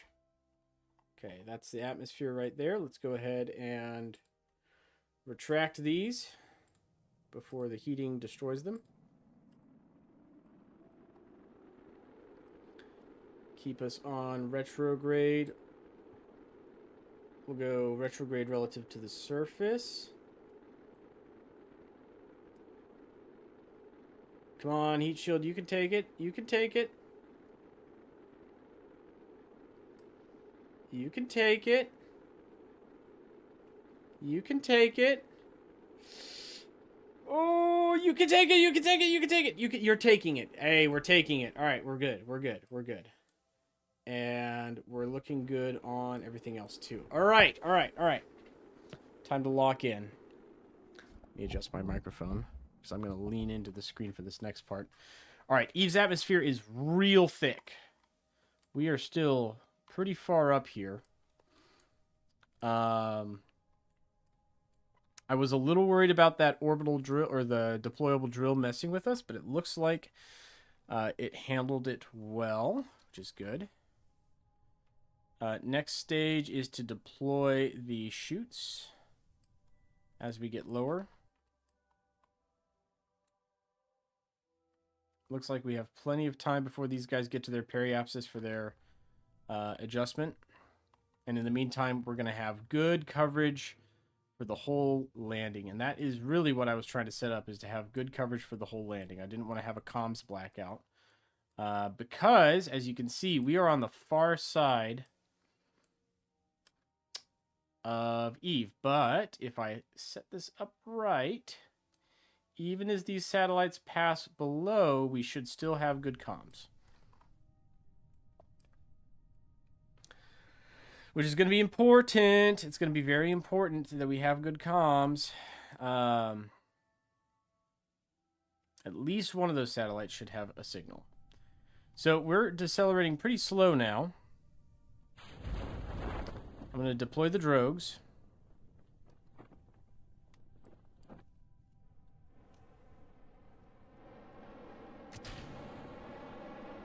Uh-oh. That was the wrong... We didn't check our staging. Uh-oh. Okay, hold on. Load save.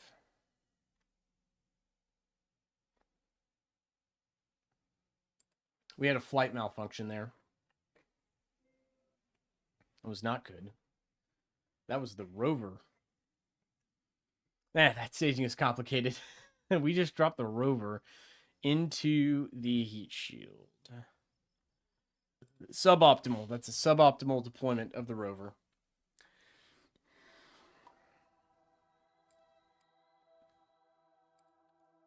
Let's fly the Eve Vanguard again. What's up, cat? You can't be hungry. I fed you. Oh, you just want me to scratch your head? If you'd come and sit in my lap, you know, then this would be easier. But you don't want to sit in my lap.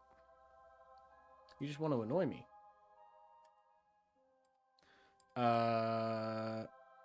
Okay, so these are still on their orbits. That's good. Let's tweak this real quick.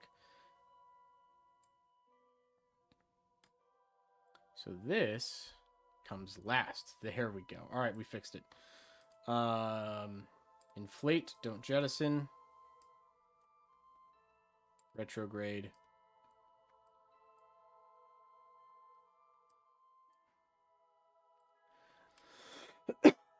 Time warp.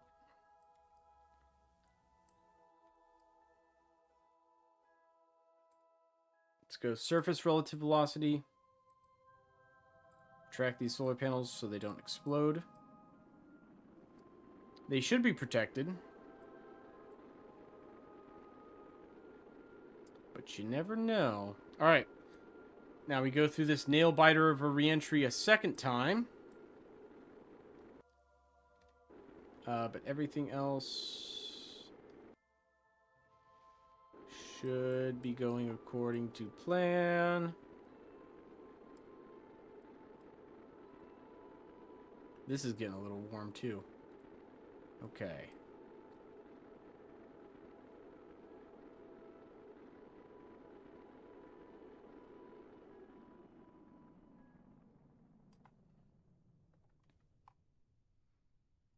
All right, everything looks okay.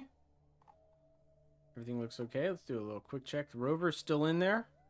Nothing's immediately broken on the rover. That's good. We're slowing down nicely. My cat wants pets. All right. Anyway, as we were saying...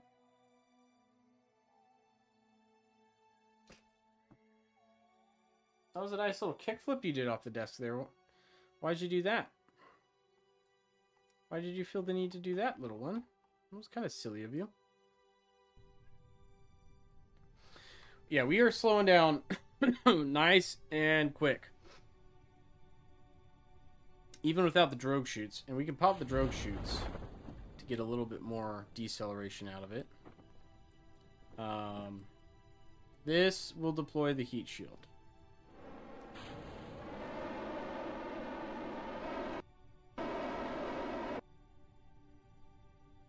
And it would appear... Alright, it would appear that the heat shield is simply too heavy to deploy. Okay. So that heat shield is creating so much drag that the drogue chutes aren't even kind of close to keeping up with it. So we're going to have to carry the heat shield pretty much the whole way down to the bottom of the descent. That's good to know. That is good to know. All right, let's try it again. We're learning so much. Eve has a thick atmosphere, and that changes everything.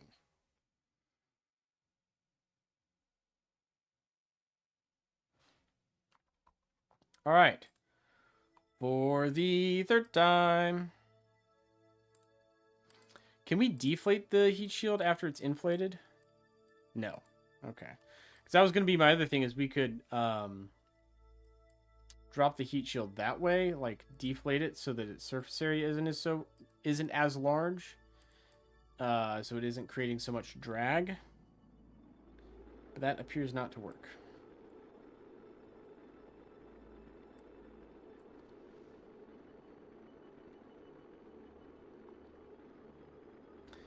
I guess since my weight is off center, I can kind of control the angle that we sit here.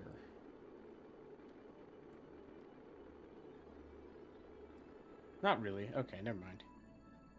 It doesn't want to be controllable. That's fine.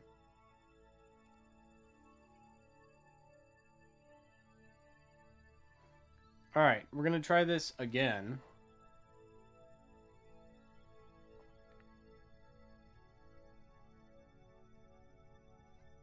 Again, we're going to swap the staging order here so as to avoid issues. You want to come sit in my lap, little one? You look like you want to come sit on the desk. I'd rather you just sit on my lap than the desk. Is this okay?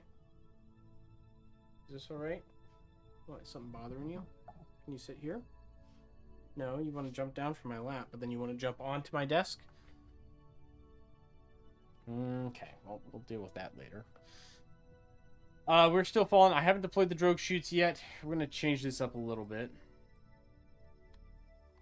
Are we coming down over water? No. Okay, that's good. If we came down in the ocean, I don't have a plan if we come down in the ocean. We should probably run an atmospheric scan. And we can transmit that. No, no, no. Get off the desk. If you're going to sit on the desk, you stay right there and you don't go any closer.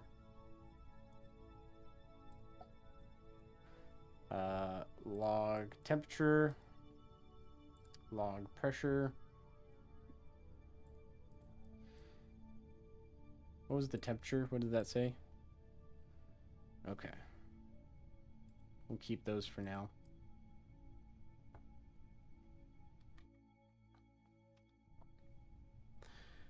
$50 meters per second on this thing.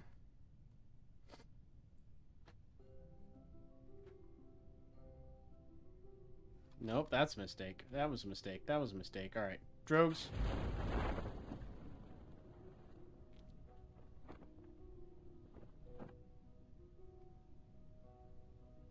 Wait, this might be our opportunity.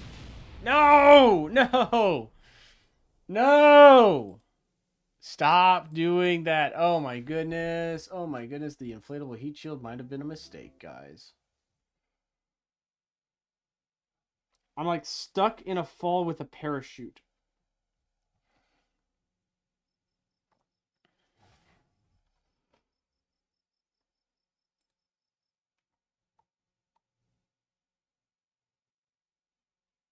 I don't know how to get this thing off. Rockets? We might just have to like fall with this and use the engines to lift the whole thing up. Do I have enough thrust to weight ratio too? I didn't check that either. This may have been a poorly planned mission, everyone. Retrograde. Inflate.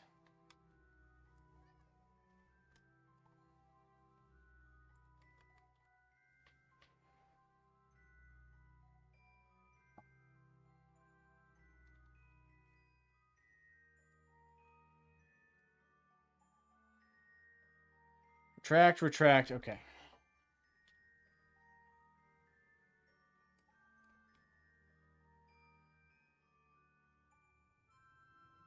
I have given you so much attention earlier.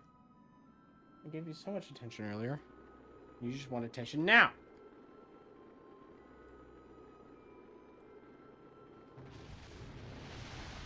All right. Well, that's a different issue altogether. Maybe let's put a quick save as we touch atmosphere. We might just have to ride the heat shield all the way down to the ground.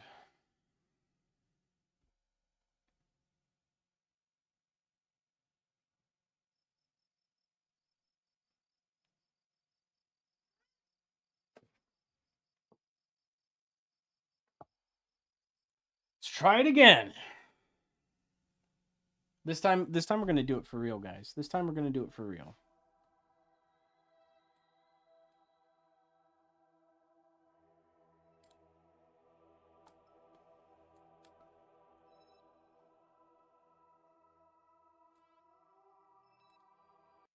Wait. Did it already break up?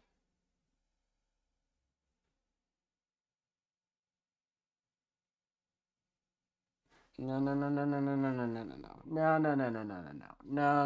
Don't tell me the persistent. Yeah, it saved right there, didn't it?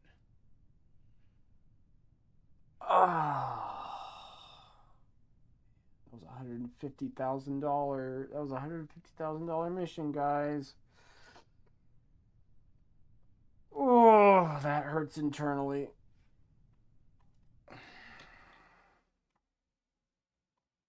Yeah. It broke up on entry. And we don't have any other, like, that was the quick save, right? Yeah, we were just rolling off the persistent, weren't we? Yeah, we were. All right, well, that sucks a lot. Oh, emotional damage, guys. That's a fail. That's a hard fail. That's not a fail we get to come back from. Okay, well, I've still got 3 satellites.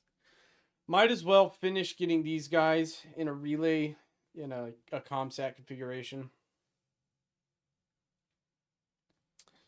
while we're here.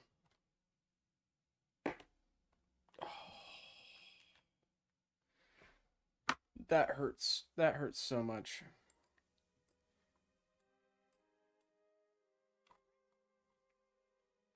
Oh, I'm piloting the wrong one. Switch to 2. What? Here. All right, hold on. Let's take care of you. Let's take care of you. Come here. Why don't you come sit with your brother? Huh? Your brother's cuddly over here. Why don't we? No, let's not thrash. Put you right there. You don't want to go right there? I'm gonna put this ring around you. Get this. That'll shut you up. How's that feel? Do you like that? I bet you don't.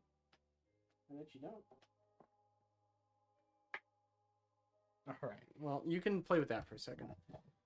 Okay. All right. Well, we have 4 satellites inbound on Eve. We did transmit some data off that.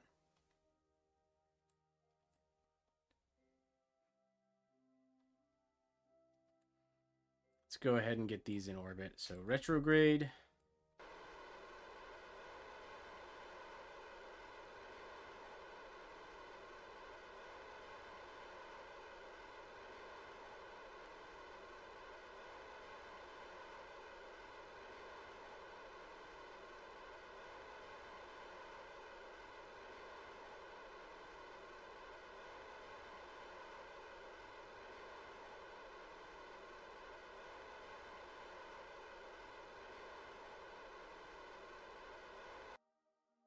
We'll leave a little bit in the fuel tank to do maneuvers with. Let's go to 3.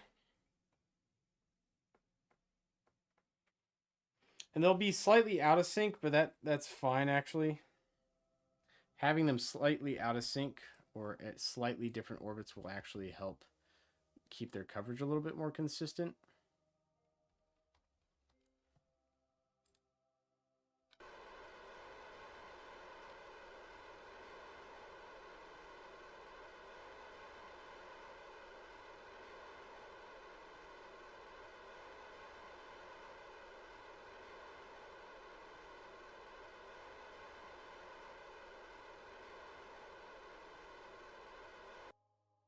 Oop, that was a little farther. That's okay. Switch to EveSat 1. And we'll put this one in orbit, and then we'll let time run, and they'll eventually fall into different orbits.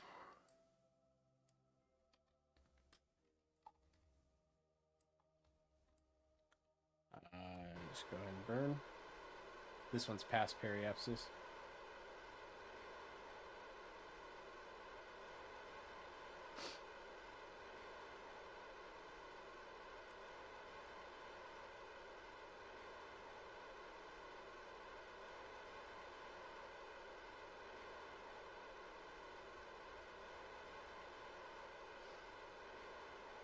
We'll burn this one empty.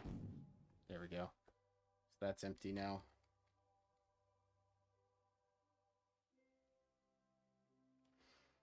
All right, so between these satellites, we should have pretty much continuous coverage of Eve once the other two satellites kind of break up.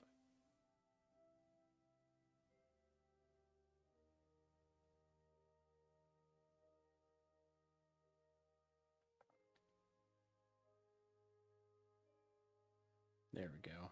All right, so that will give us good satellite coverage for most of the duration of any mission. There is a blackout zone right here, but it's relatively short before the next satellite comes overhead. So there'll be slight comms lapses. This isn't perfect, but it'll give us something to work with. And then that's the EveComm network. Duna's already got its own ComSat. Now, this one's in a way elliptical orbit way out here. So the blackouts, like if you're on this side of Duna, it's a long blackout. But as you can see here, just with the way the timing works out, for the most part, it stays in comms. Let's go to Kerbal. The absolute mess that is everything going here. We're going to go back to Station Omega. I'm sure they have a whole bunch of science ready for us to transmit.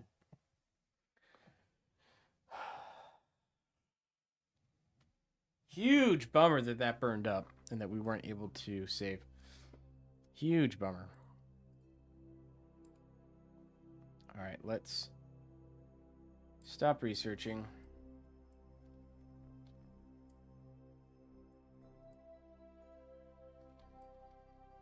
Transmit science.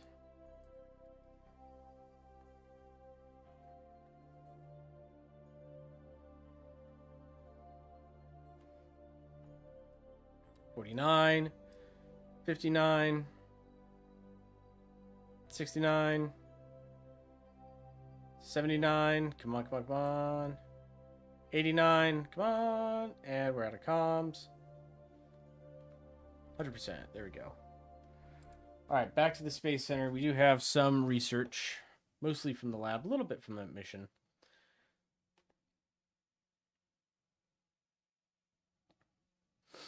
All right, so things we've learned. The inflatable heat shield is simply too big for an Eve lander. We're going to need a more standard-sized heat shield, something heavier that we can break away from. Let's go to R&D. We've got 803 science points to work with. We could do these.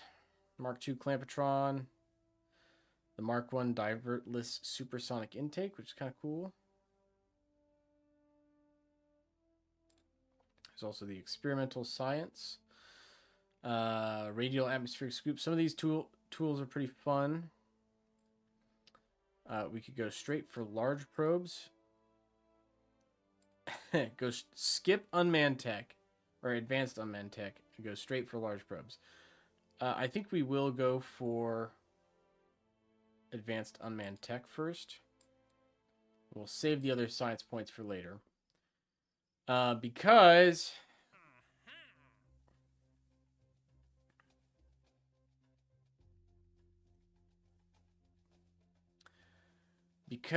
we can get some pretty good missions out to like Jewel with those. Map 8 asteroids in danger incurred with the Sentinel infrared telescope. We've already got one out there that can do that.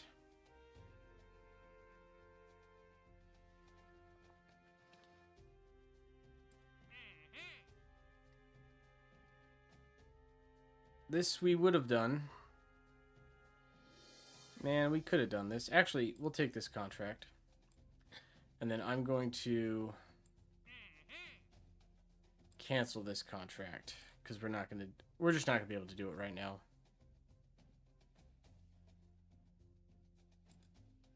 Are there any other easy things? Moon Serve Sat. I think this one has some fuel on board. Pretty sure it does. We can take that contract. Let's go over to the tracking center. We need to recoup our losses. We lost a lot of money with that failed mission, which sucks. And so we're going to have to recoup some of our losses here. Let's start by going out to KSP Overwatch. It's got a couple objects on the scope here. Where'd that other... Supposedly there was a third comet. But I don't see it anymore.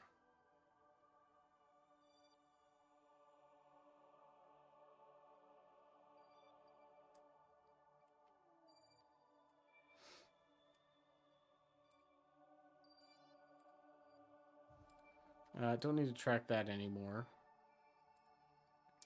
Don't need to track that anymore. Let's declutter our view here. Let's go to KSP Overwatch and fly this mission. We'll get some money back just by enabling this to start scanning again. Should already be in the correct orbit. Or close to the correct orbit. Should be close to the correct orbit. Let's take a look. Reach the designated orbit around the sun within reasonable deviation. Does it want me to be closer? Does it want me to farther away? It wants me to be closer. All right, let's go retrograde.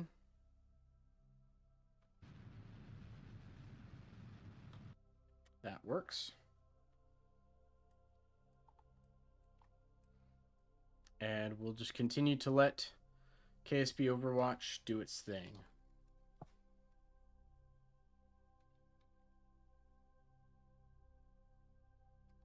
There we go. So it's already got the first one. Let's go to Kerbal.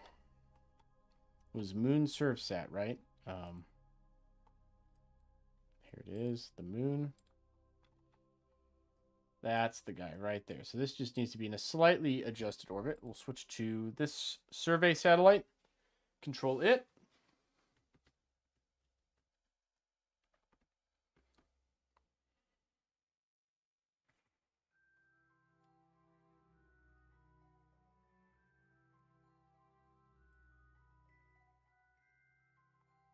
Okay. So a slightly higher orbit. We'll do a pass around.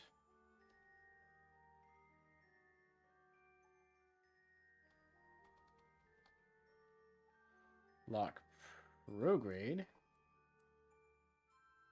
Prograde, please. There we go.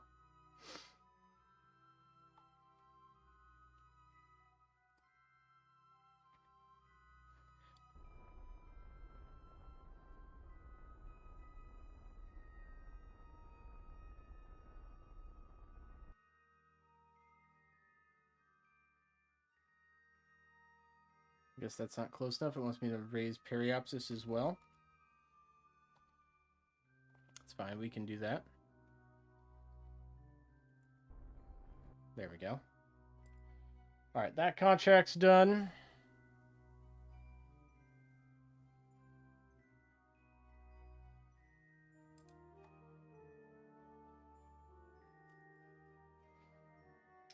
Um,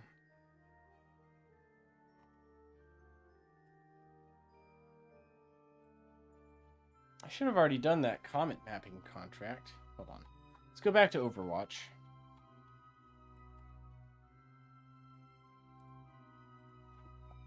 Do I need to be flying this ship when it detects them? I thought it would detect them on its own.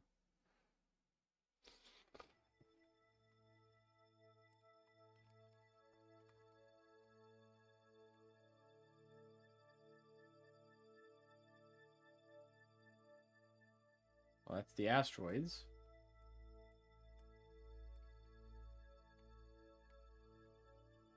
Give me a comet, give me a comet, give me a comet, give me a comet.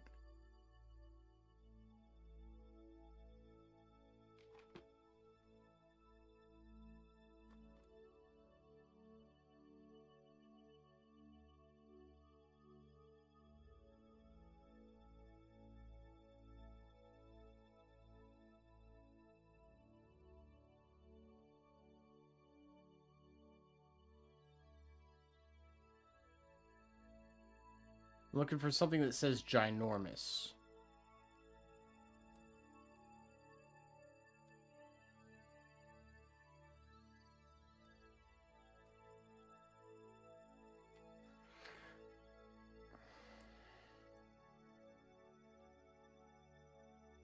I'm not seeing any ginormous. I mean, it's like these guys out here.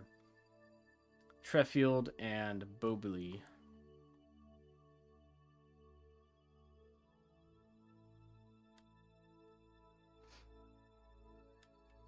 Maybe one just hasn't passed by in a while. I don't know.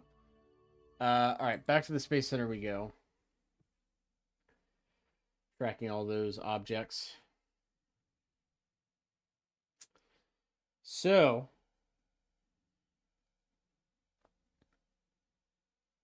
what's next on the agenda? I think a Duna shot would be good.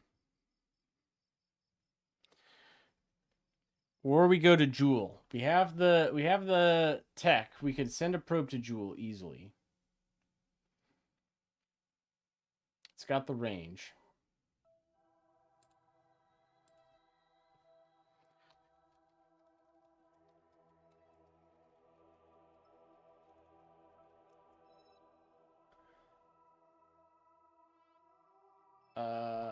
There was a good chart. Let me go look at this. Here we go. So Jewel, we want to be about 90 degrees ahead of us. Just about. Kerbin's right here. So Jewel's coming up. Actually, if we want to time warp a little bit.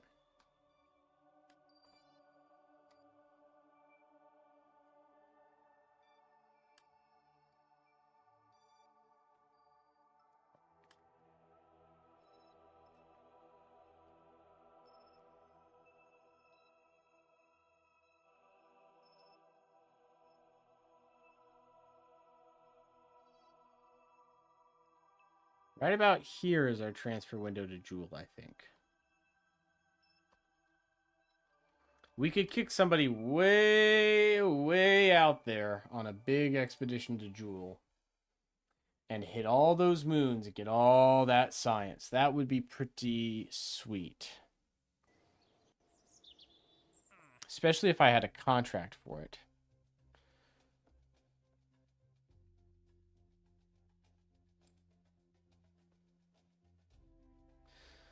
Oh, man. OPE large scanning arm. We've got a guy there with a medium scanner arm. Extract ore from Duna and place it on Ike. Test a skiff engine around Gilly. Here's another one of those keeps the lights on missions right there. Attach a part to a new satellite, in orbit of Mimas. A Stratus V roundified monopropellant tank. The Gravitals has become a member of the... What? You became a member of the channel? Well, thank you, good sir. And welcome aboard. I'm so glad to have you. The Gravitals is our newest member of the channel. Congratulations, my friend. And thank you again. Let me know if there's anything you'd like to see me do on the channel. Since you're actually giving me money, I will gladly make every reasonable effort to do it, at least. In the meantime, I don't see anything really that's going to give us money explicitly to explore Jewel. But we have other ways of receiving funds. We don't have to do missions, per se. And we're set up well enough now that we can kind of do our own thing.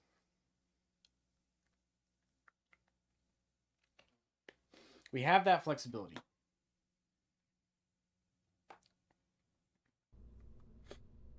So we have the Probodyne HEC S2, which is the probe core I want to use here. And this is a big probe core compared to the other ones. Like, you know, that's the... These are the probe cores I have been sending. This is a bigger guy. It's got a huge amount of battery. It's got reaction control systems, and it's got navigation all on board. It's kind of a self-contained, all-in-one piece right here, which is really nice. Communications. The relay antenna would be nice to just slap on top of that. But it's a bit heavy. It's a bit expensive. So instead we'll do the Communitron. Because that'll give us plenty. Now, electrical. Electrical is going to be challenging out there. We're kind of out in the black a little bit. We do have the Gigantors.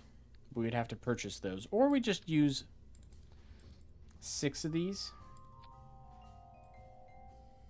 See, now that's what I'm talking about right there. That's energy generation.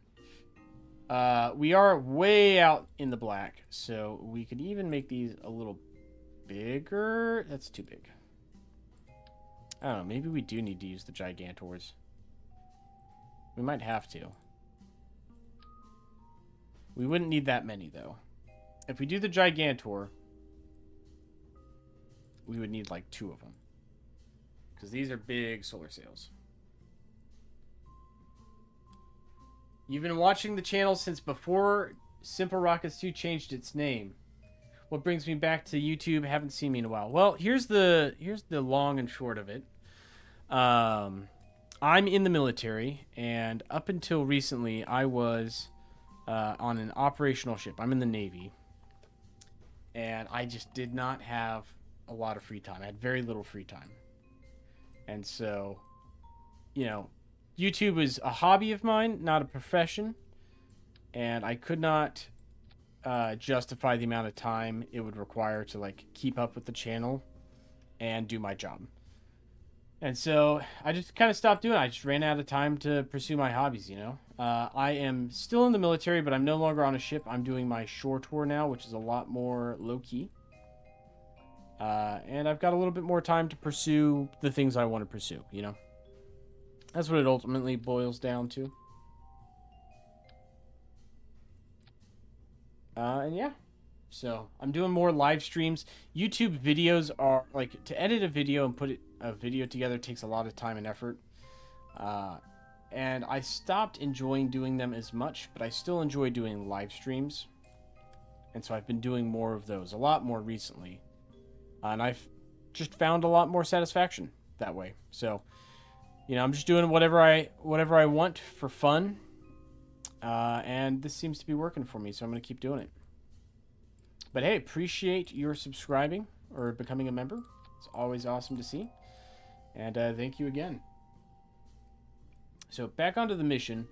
I want to bring quite a few mystery goos. I can't bring a ton of the Science Juniors. But I can bring a bunch of mystery goo. Try and get these lined up nicely so they look good. I think right there is fine. The other option... Nah, I think this is best. I guess we could do the relay dish. The big relay dish. I like how this looks. And I like the idea of having a relay all the way out at Jewel. So I think maybe we'll stick with that.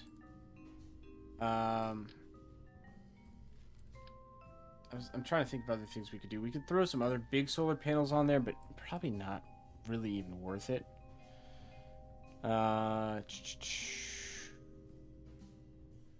Fuel tanks. I'm going to want a lot of fuel on this, actually.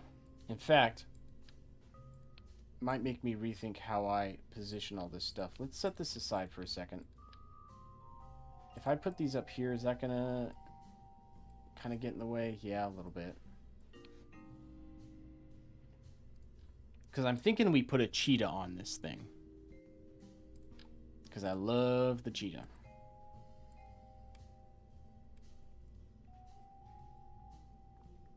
And that gives me, you know, 3,400 meters per second of delta V to play with.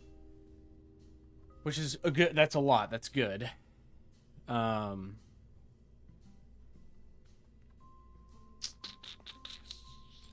What if we do that and then we put these down here?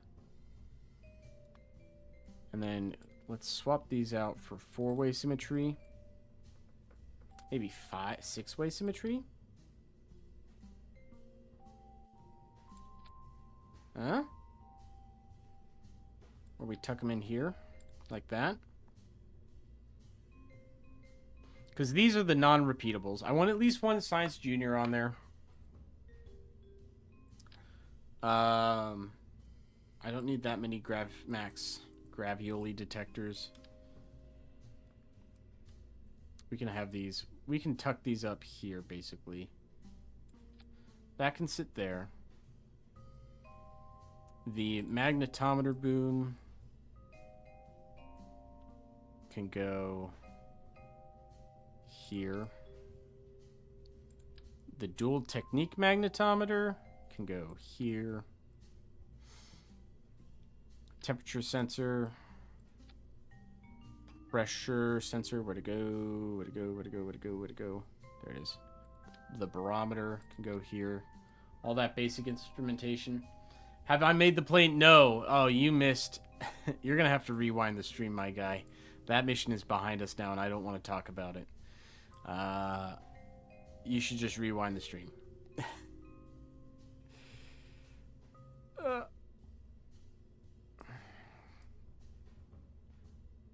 Just rewind the stream.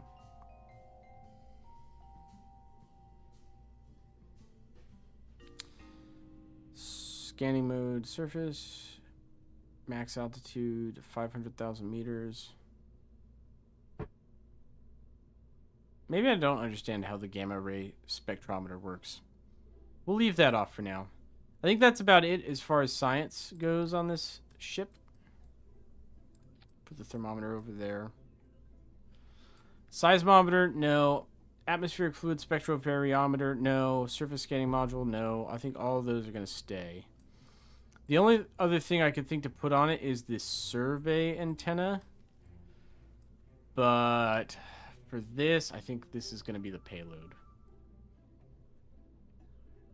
How much electric charge? 1,000 in this and 1,000 in the probe core, 2,000 total. It's not terrible. Let's move this. Let's put this up here. Can I get a couple more batteries on here, maybe? Extra 800.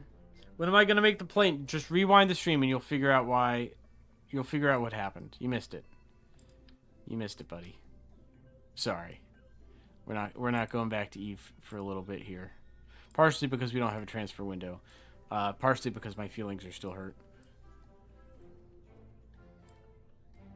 Trying to make this look nice. This is a big probe. How much does this weigh? 8 tons? It's not the biggest thing I've launched. But it is big.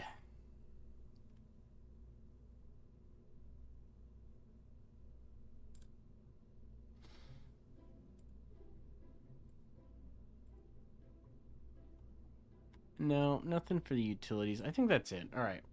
We'll call that good. Let's move this up. Alright, coupling. We're going to have a TD18 decoupler sit there, and then we're going to put this on a 2.5 meter stack.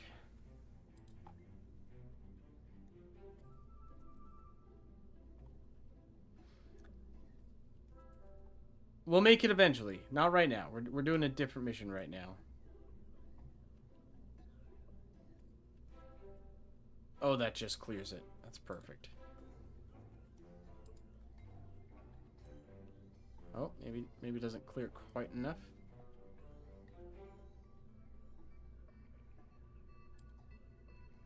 There we go. All right, so that's the fairing. It's tall. It's a tall stack. Clamshell deploy. We'll do two-sided fairing on this one. Breaks apart like that. Okay. Now for the rest of the rocket. Fuel tanks. Rockomax. Do we think that's enough? So, previously we've been using the Poodle. There is this guy.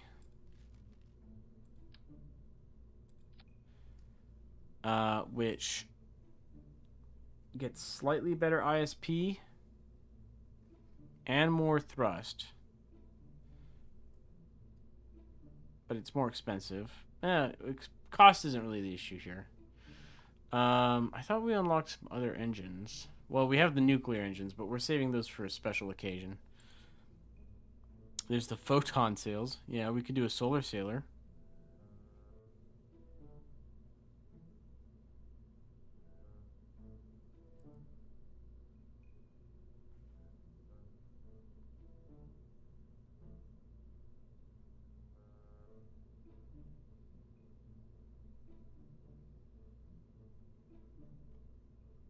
I have no idea how these work, actually. It would be cool to launch a probe and try it out. Actually, could we? Could we do that? Launch a solar sailor?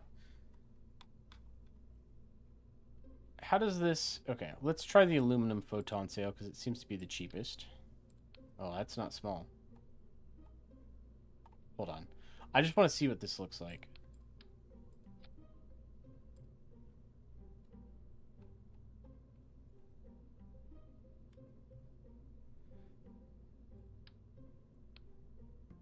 Okay. Oh. Oh. It's still going. Ah, it's still going. Okay.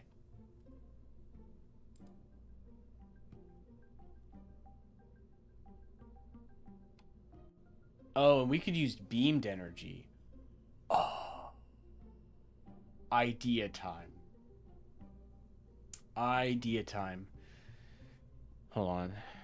We don't have nuclear power generation yet. No, we don't. We could get it relatively easily, though. We throw a nuclear reactor in space. And then we have...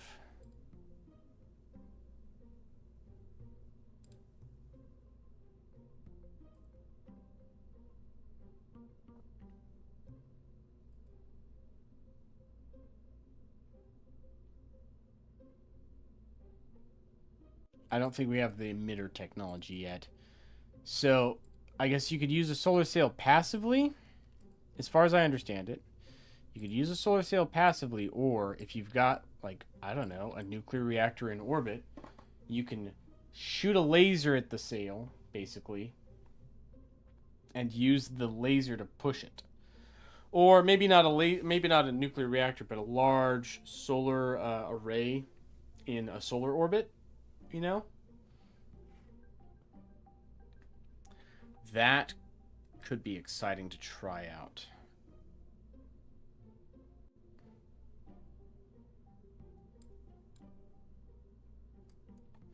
Why is this not giving me any delta V, though? What kind of fuel does this need?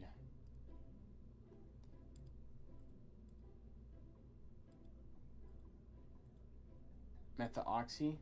Oh, do I need a specialized fuel tank for this?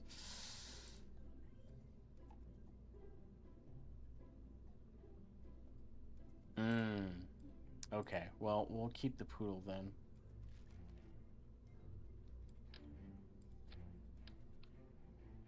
Sorry, hold on. Go back. What does this get us? 2694?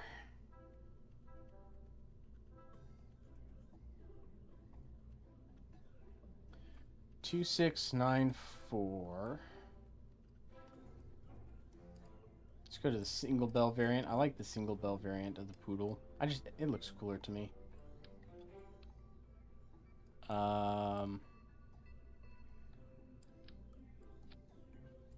Do we unlock the twin bore? I don't think so. I think we skipped out on that.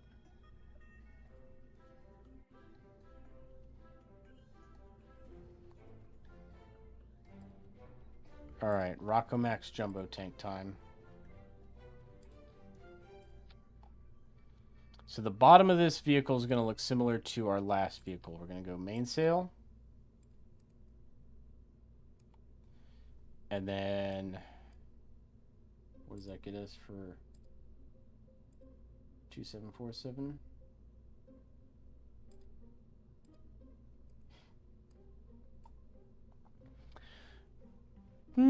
Yeah. How about the skipper? What thrust? It's going to be lower. 2971 versus... It's only 200 less. So 2747. What if we add our liquid detachable boosters, though?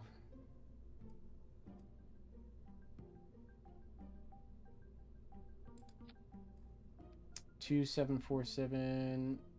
You gotta get these down here. 3014.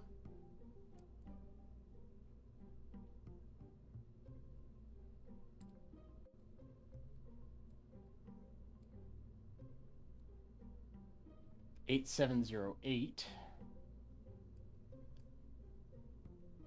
Okay. It's better. It's better performance. I like 9. I'd like to see 9 on there. I'd like to have a little bit left in this tank when we reach Jewel.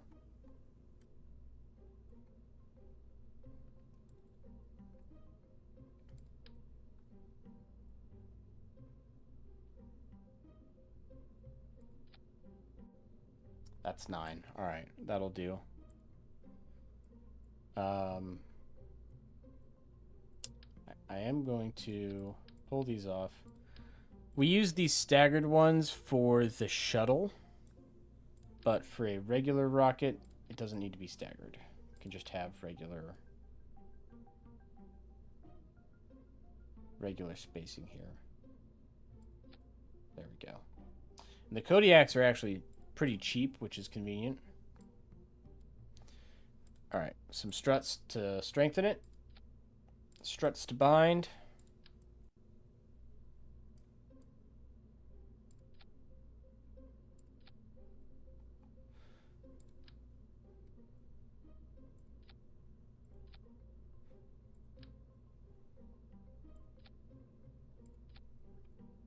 And double check the staging, because of course the staging goes haywire. Nope. There we go. There we go. All right. That should do. Let's paint it orange. This one goes white. That one stays dark. Yeah. All right. KSP Crown Jewel. The Crown Jewel is what we're calling this bad boy.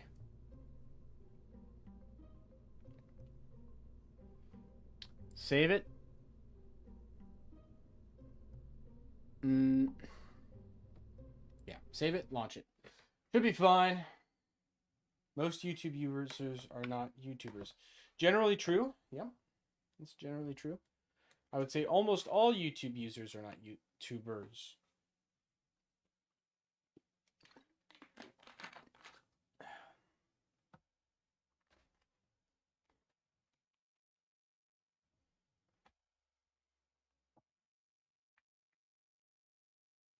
Okie dokie. So this is a big mission.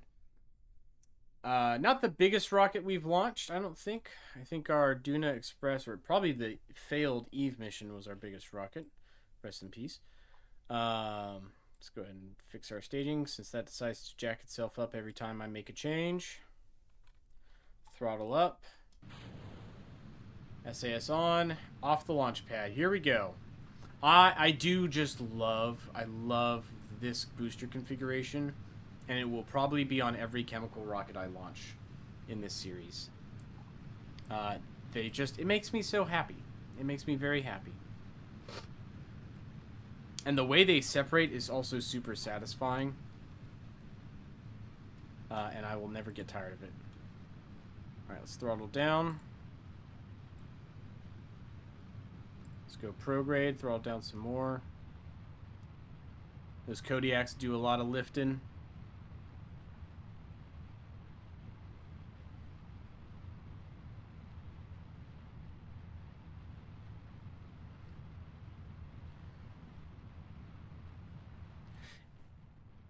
Separation. There go the boosters. That's fine. That's supposed to happen. Max thrust.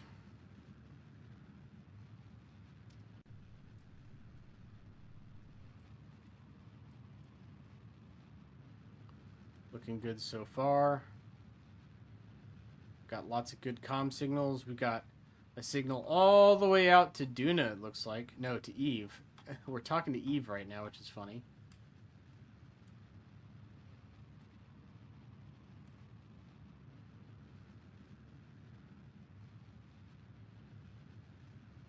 Let's try and fix our inclination a little bit.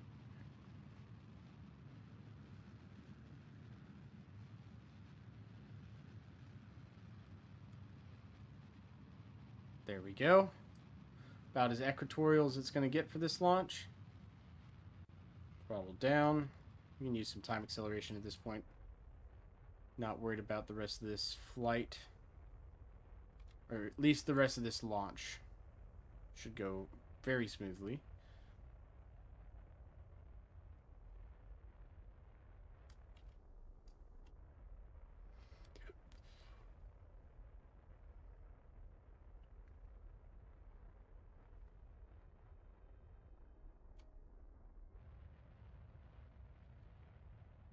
Okay, let's go ahead and deploy the fairing. Fairing separation, and it's away.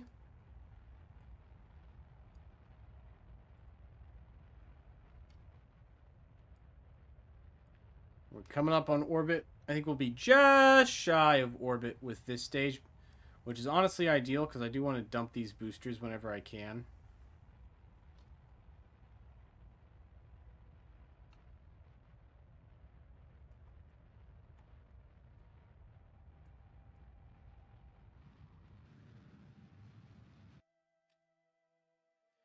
Yeah, so we'll go ahead and stage. And that'll push us the rest of the way into orbit. Yep. So that booster is going to fall back to Drew. Not to Drew, sorry, to Kerbin. Which is what I want. Gigantor XL solar arrays. Activate receivers.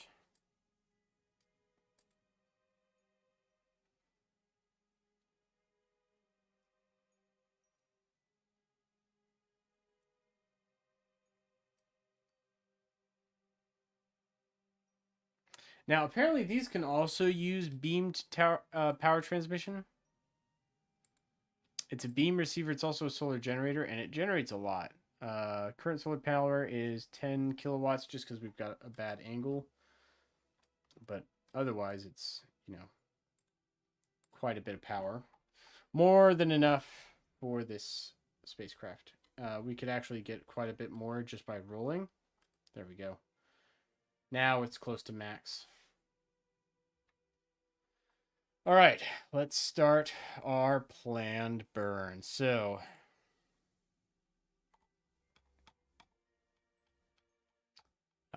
let's just yank it. So that's escape velocity to 1,000 meters per second. 12, 13, 14, 15, 16, 17, 18. Oh, hold on. We colliding with somebody? The moon! The moon's in the way, everybody. Hold on. There we go. Fixed it. Okay, so that gets us out to Jewel. Let's set Jewel as the target. Ooh, close. Already close. Okay.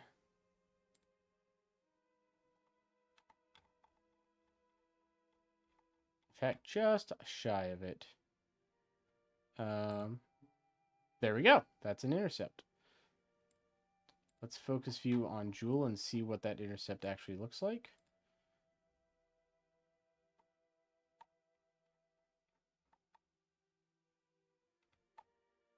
Okay.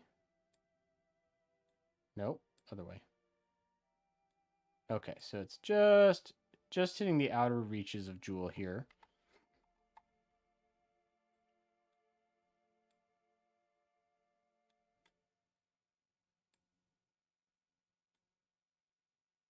Auto saving.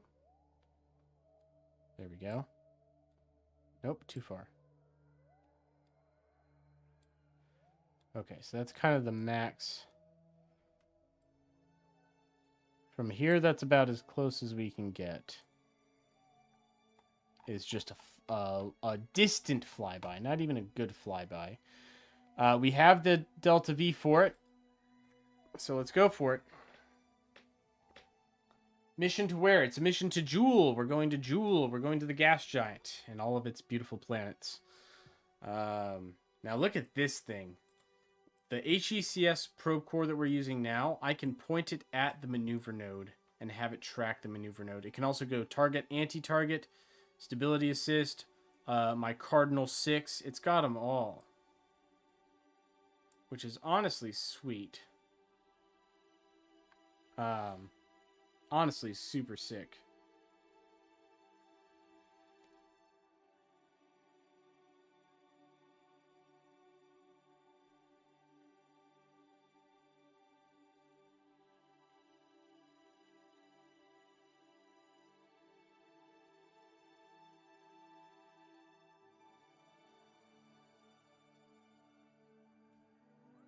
There's a mod for Saturn. Yeah.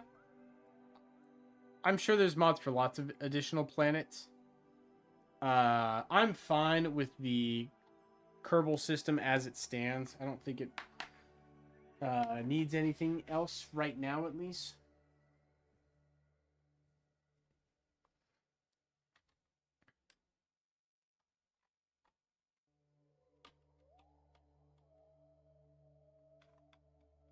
Does this maneuver make sense?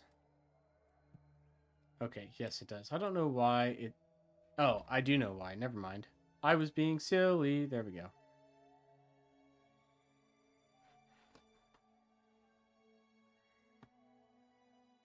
All right, now we're getting closer. All right, minute 30 seconds before the burn, we'll start the engine.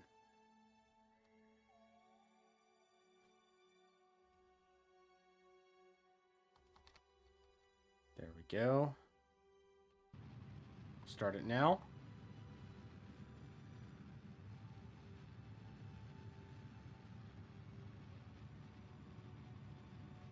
2,000 meter per second burn. A lot of energy needs to get inserted into our orbit to get all the way up to Jewel. A lot of energy. We're going to need to make probably multiple correction burns to actually get our Jewel intercept where we want it.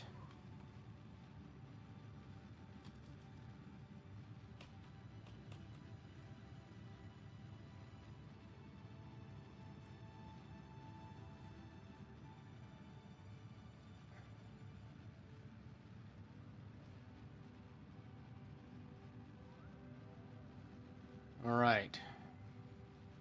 500 meters per second left. We're doing 4 times time acceleration to make this go by a little quicker.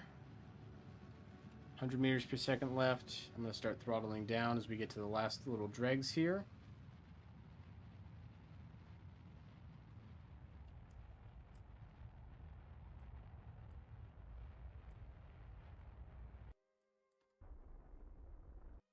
That looks good to me.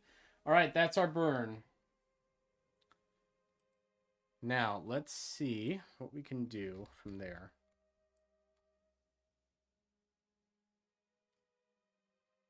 So if we plan a maneuver out here, outside of Kerbin's reach, right? Can we go in a little? Yeah, there we go.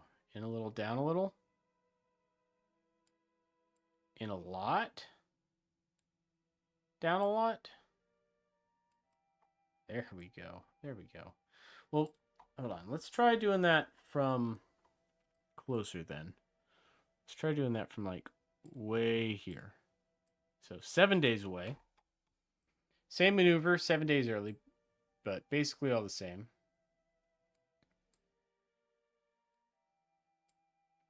Because it should cost less if we do it earlier. And I want to get to the inner jewel system, ideally.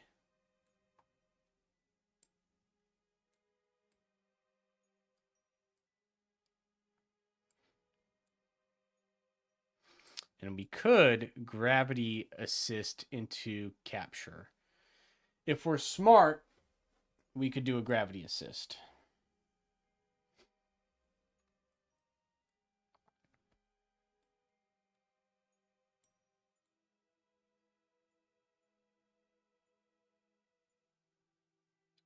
Let's try that.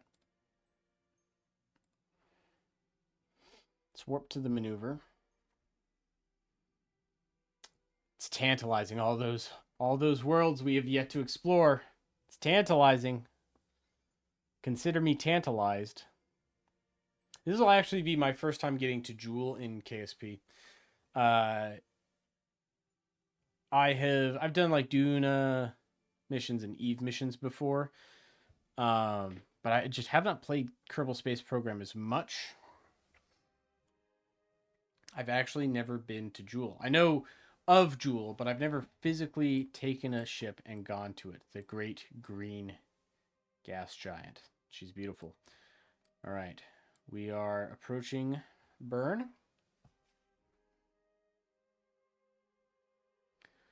17-second long burn. We'll start it at 9 seconds. 5, 4, 3, 2, 1. Light the engine. And I'm going to want some precision here with this.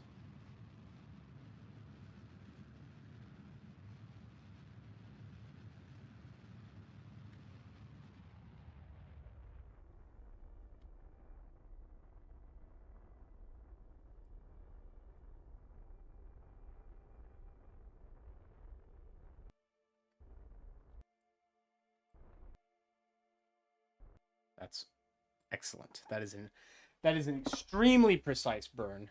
And I'm so glad that I bought this probe core because it makes it so much easier to lock on to burns like that.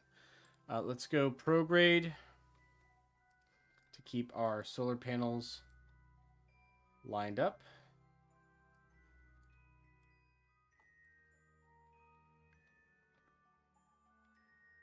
Just like that. And how long until we encounter Jewel?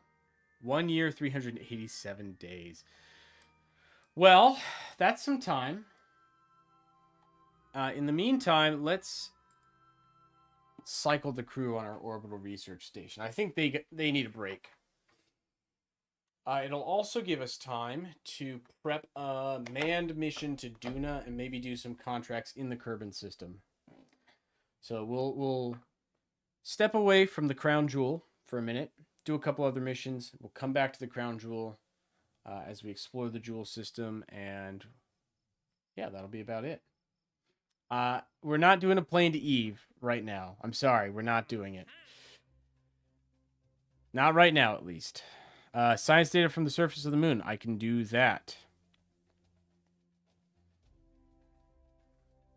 Science data from the surface of Eve. I can't do that, unfortunately.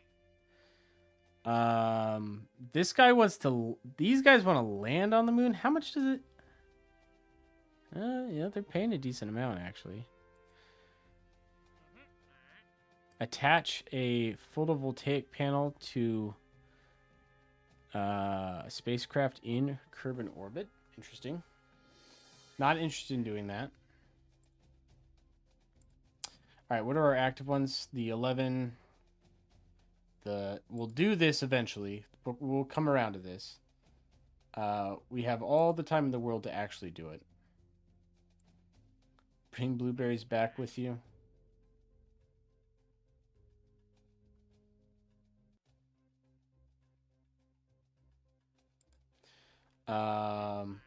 I kind of like the idea of doing a satellite repair mission. I kind of want to do that. Plant flag is. Pays decent. Sure, we'll accept it. Let's go. So we got a couple of missions queued up. First, let's go and position that satellite. Or no, not position a satellite. We're doing data from the surface of the moon, right? That was the contract, right? Science data from the surface of the moon. Well, that's easy. I've got stuff on the moon.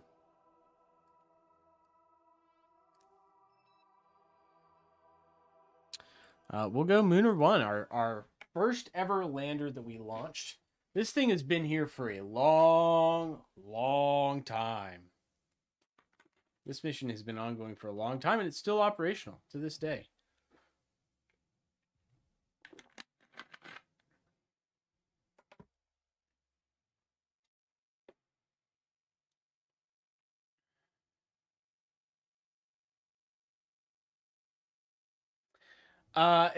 If I had the plan, I could do the Eve thing.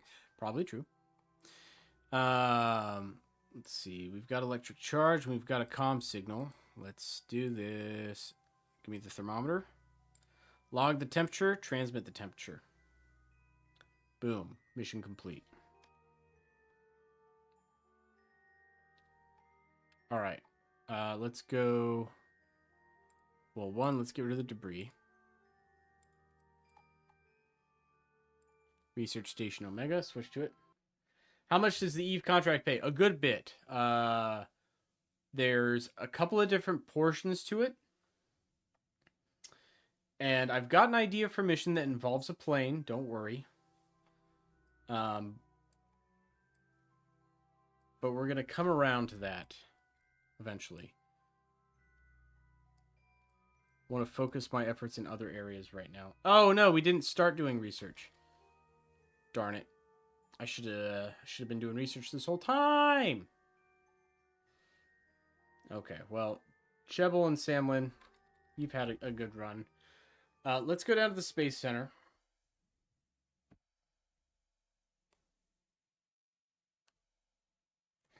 And see what is to be done.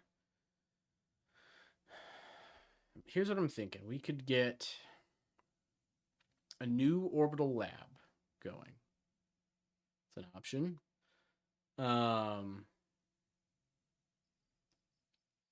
And we could set up this new orbital lab to be part of the manned Voyager vehicle.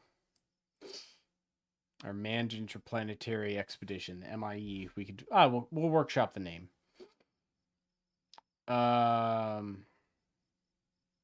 Shoot, I need to go back to the tracking station. What satellite needs a new part attached to it?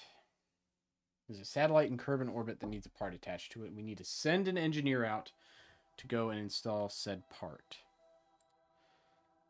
Have an engineer on the active vessel. Which one is it?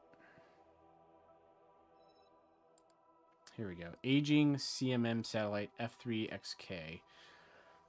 Now, it's way up here at just shy of geostationary orbit.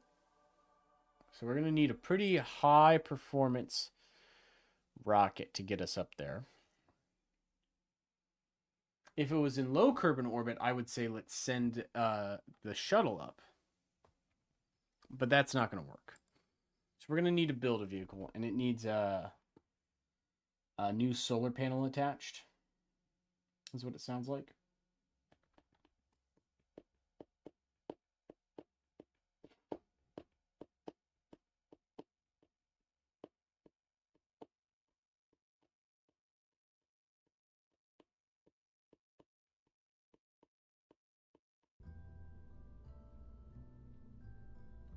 All right.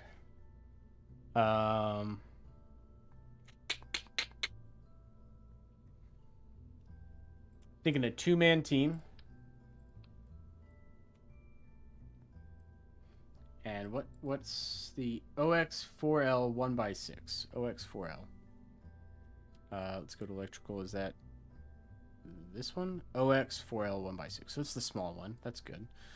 Let's get some heat shield on this bad boy. And the decoupler. Oh, not there. There we go. All right, so get all the basics need to get squared away first.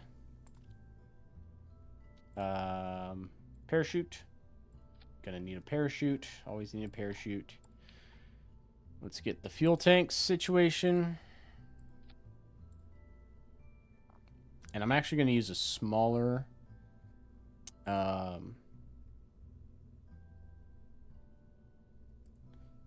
the smaller plate here. Because we're not going to use the cheetah like we have been using. The cheetah is great, but I'm going to go a little bit more budget here. Save some money and use the Terrier. We're also going to have some monopropellant. Not a lot. Just a little bit. We'll attach it to the plate here.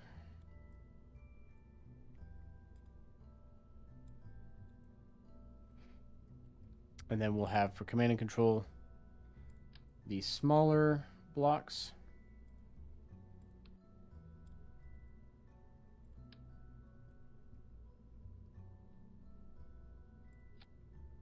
Right about there. I am going to need some storage, but we can probably get away with this one. Conformal storage unit.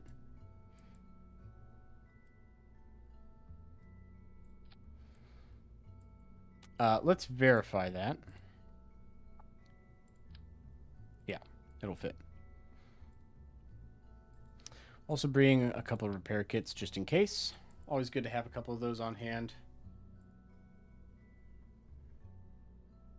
All right, so we have storage, fuel, electricity. What if I mount these here? For electrical, we'll keep it simple, stupid, just a set of solar panels. Nothing fancy.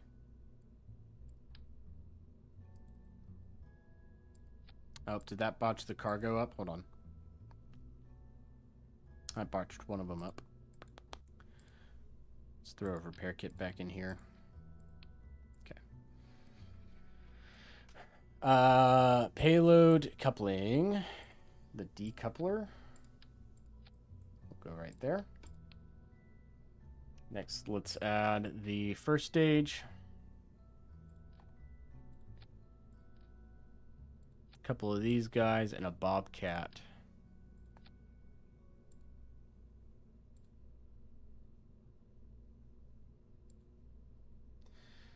That should do. But just to be on the safe side, so there's no surprises, let's add a thumper.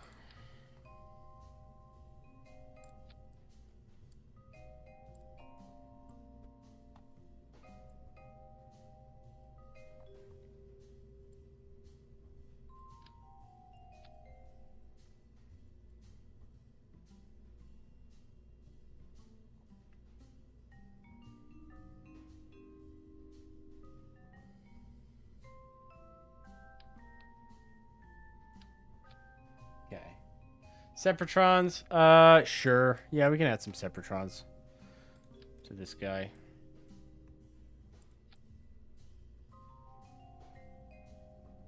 And of course, adding the Separatrons completely jacks up my burn order.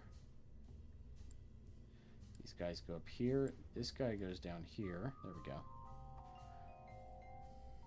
This will be one of the smaller ships we've launched, but we'll call this the KSP Repair Ship.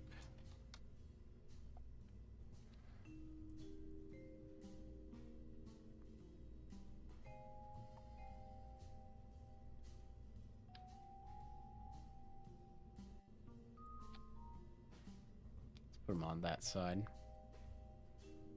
And of course, every time I adjust that, this gets all out of whack. This goes at the bottom. These go up here. There we go.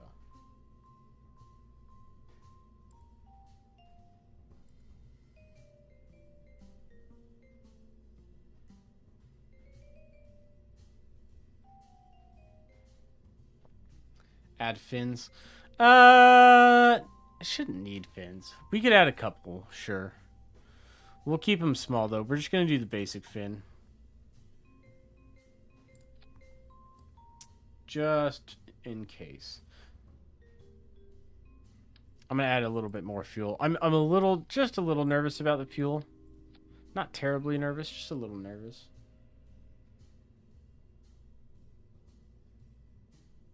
Oh, that's why it's all jacked up. There we go.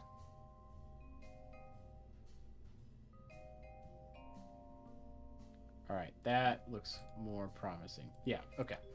That we can do. Save it. Crew. Jebediah and Bill. Matt Dorf, you can take a break. Jebediah hasn't been to space in years, and he is excited. He is chomping at the bit to get back up there. I don't blame him. I'd want to be back up there.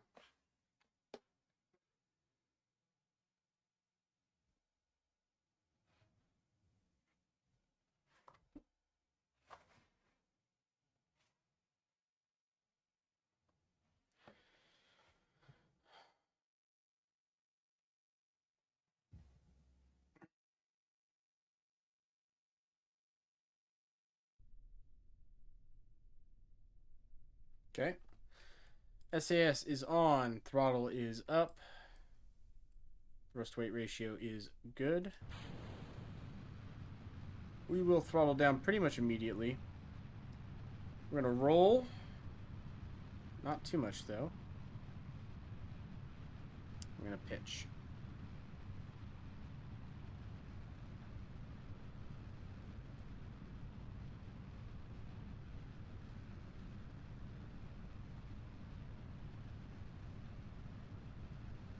Alright, so far so good. Go to time acceleration 2.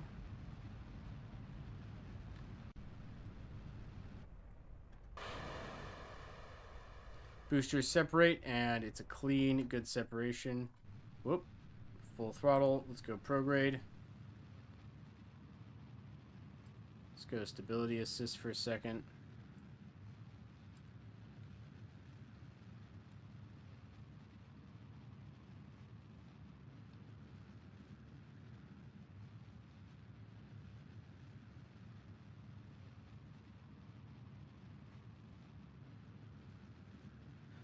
Now let's go prograde.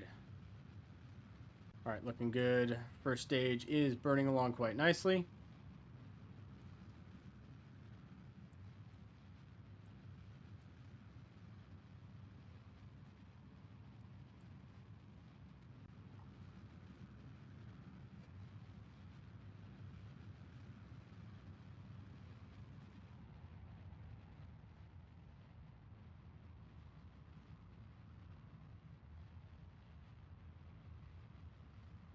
We are apoapsis outside of the atmosphere.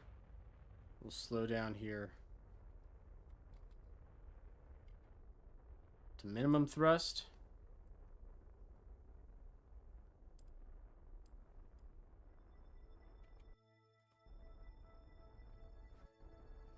We're just going to keep it at minimum thrust for a little bit here while we find our target. There she is. Set that as the target. It is on a slightly inclined orbit. That's okay.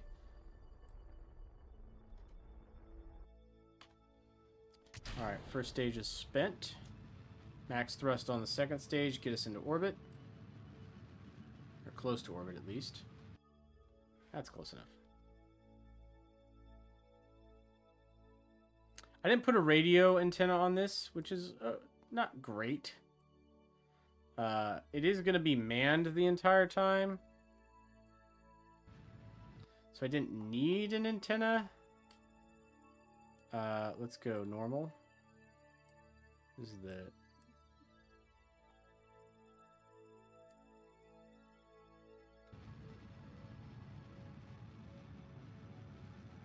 Yeah.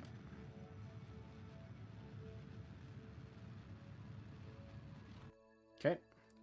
Should be roughly aligned.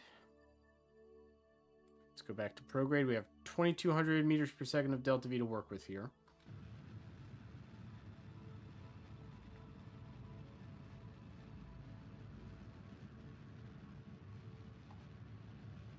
Not a fast engine, this Terrier, but it saves us some weight.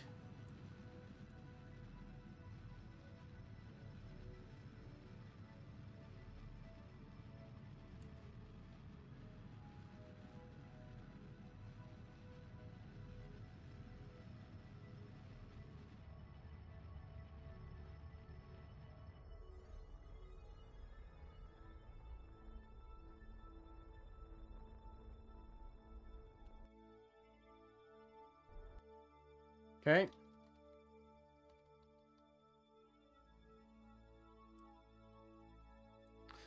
$1,300 meters per second of delta V. Is that going to be enough?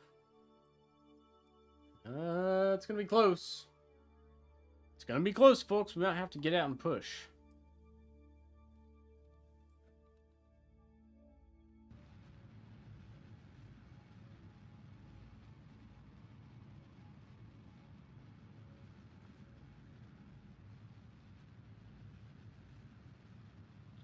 All right.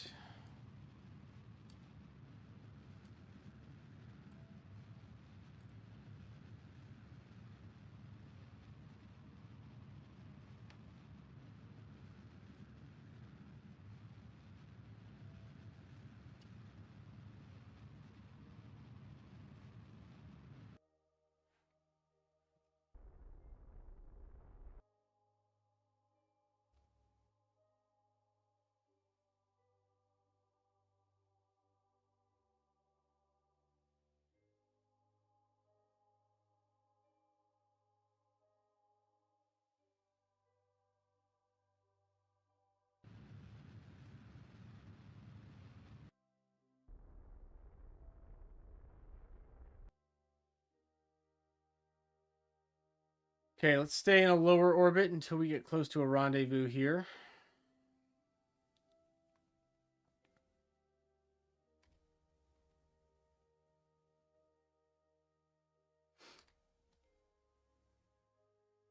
Oh, here we go. This one's close. We're just past them. We got about 1,955 meters per second of delta V left here to work with.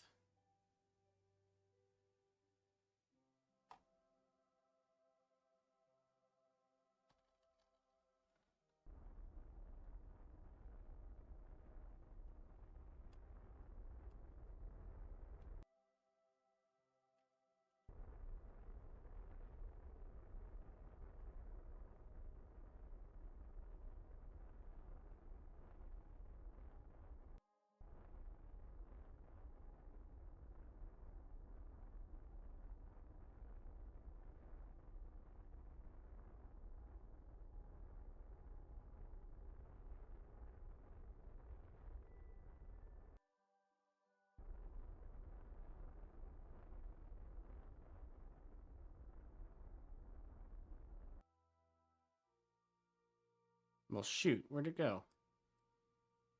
I had an intersect for a second there.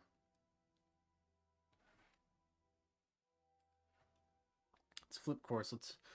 We might have wasted a little bit of energy, but let's see if we can't get some of that back.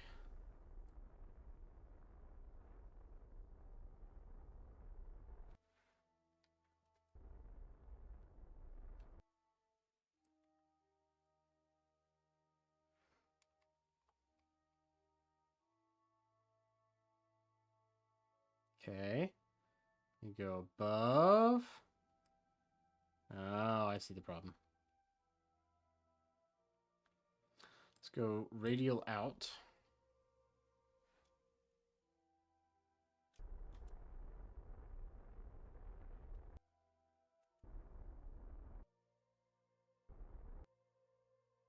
Oop, radial in. We had an intersect there.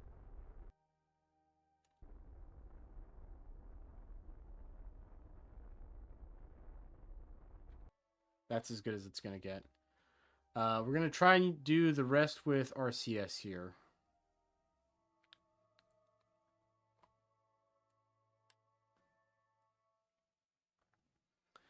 Okay, nice and close, nice and close. Okay.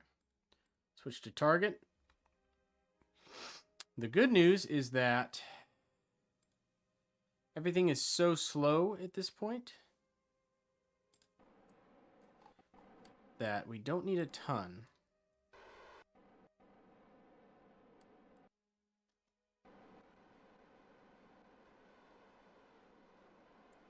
We also don't have a ton.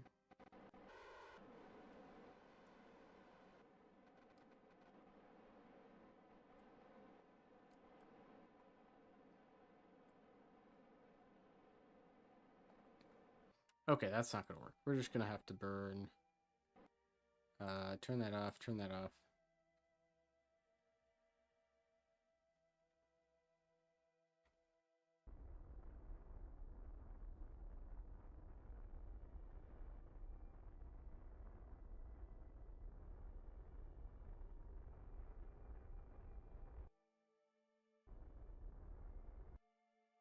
Okay.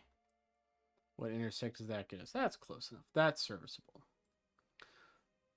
Let's go retrograde. We have 886 meters per second left. I hope that's enough to get us back.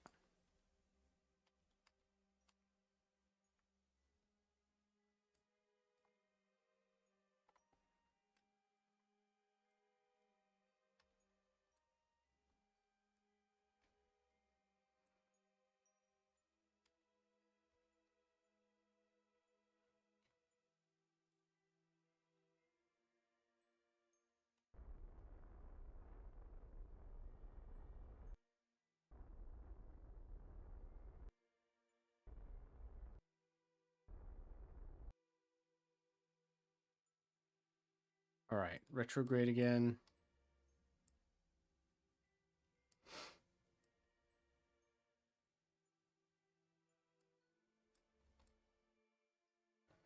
Now we can use RCS. Slow down. You have an idea for the plane? What's your idea for the plane? Okay. Let's point at the target.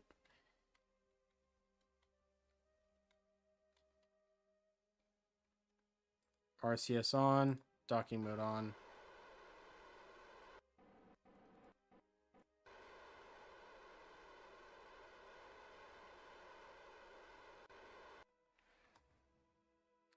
All right, now we just drift up to it.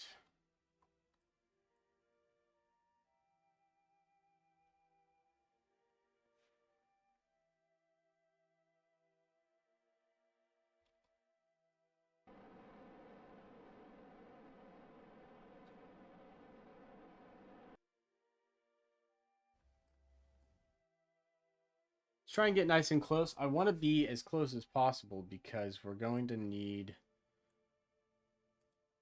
to get cargo out and do orbital construction.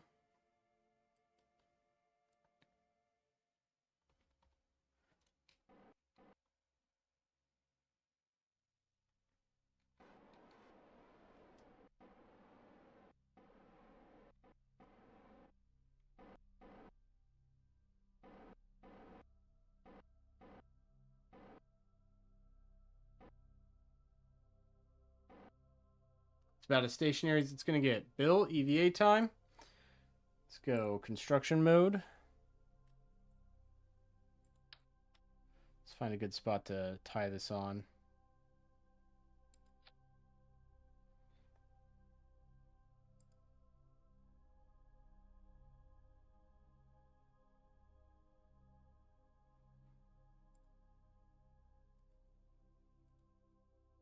Attach the OX4L 1x6.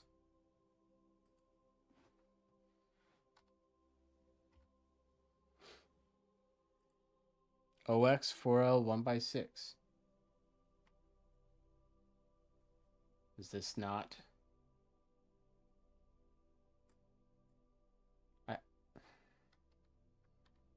I have an engineer on the active vessel.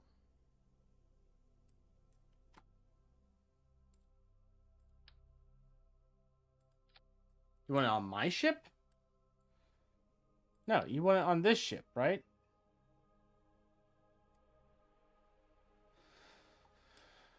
Well, and here's what's funny, right?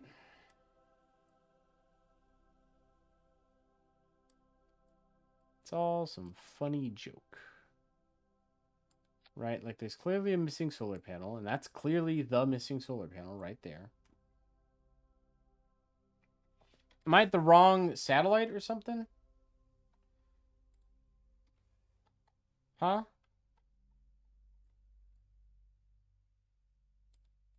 Am I missing something? We got CurbSat, PolarSat, KeoSat, KeoSat again, PolarSat again, PolarSat again, KSP Satellite 1, Unidentified Spacecraft Relay. That was me. That was a mistake. We got an asteroid. We got other KeoSat.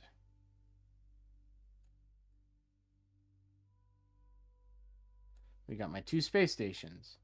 We got KrebsAt. This is the thing, right?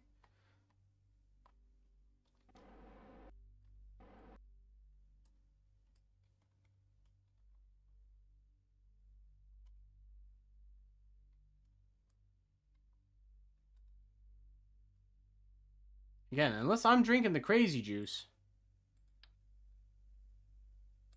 That's the thing. Attach the OX4L 1x6 photovoltaic panels on the spacecraft.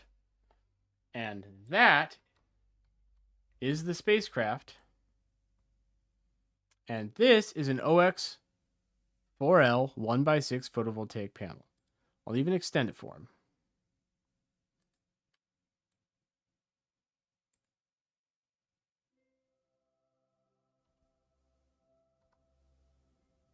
Boom. Now their batteries are charged up and everything. I can activate their other solar panels too if I want. I'm not. Because they didn't pay me to activate their other solar panels. They paid me. Ah, this game, man. This game.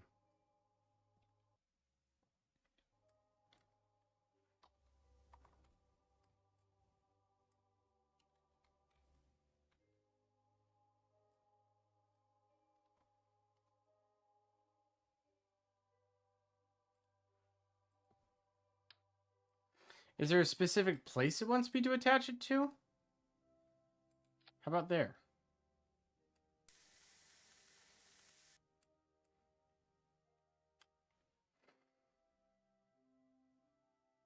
All right, I'm throwing in the towel. This is dumb.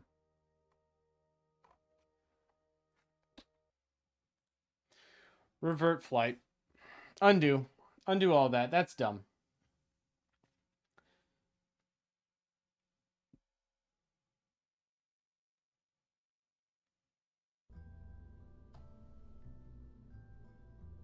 Exit the building. Nope. Exit the building. Nope. Nope, nope, nope. They ain't gonna pay me to finish their satellite repair. I ain't going to frickin' fix their satellites. My goodness.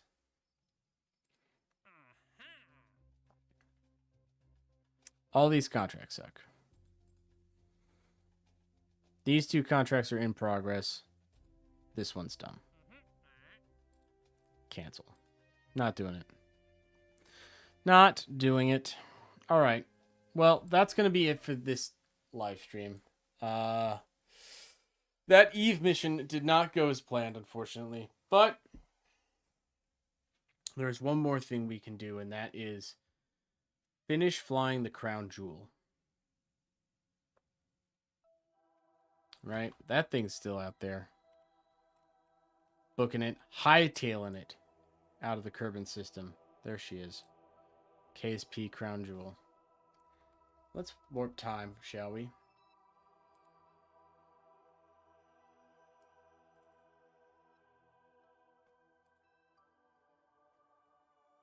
We can just watch it go.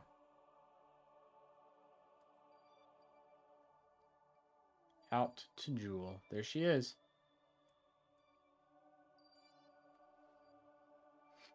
Probably need to get rid of some of this debris. I might have to go through and just clean up some debris. I'll probably do that not during a live stream.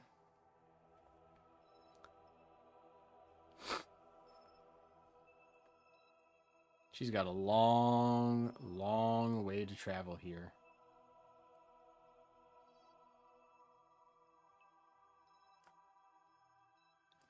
Got good connection, though. We got good connections. Yeah, good connections. Let's not zoom in. It'll give you epilepsy. We almost could have done a Dre's flyby gravity assist. Almost. That actually could have been cool. I think if we had timed that a little bit better. Oh well. Maybe in a future mission we'll try doing flybys like that.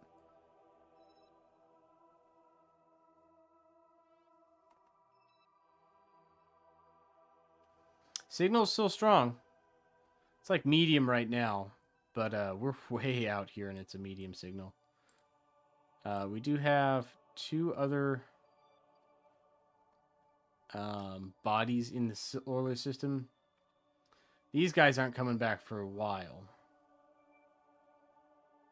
For a long while. I wish... Unfortunately, there's not a faster time warp, which is a shame. But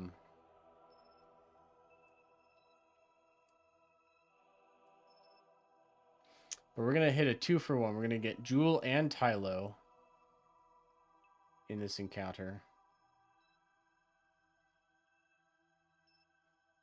Let's go ahead and fly it now that we're close.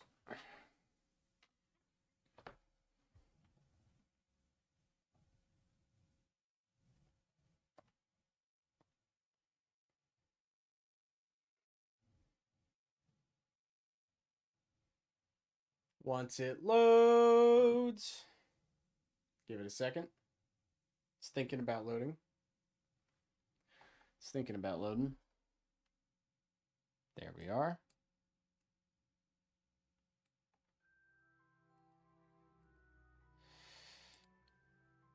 High in space over the sun. We could transmit that.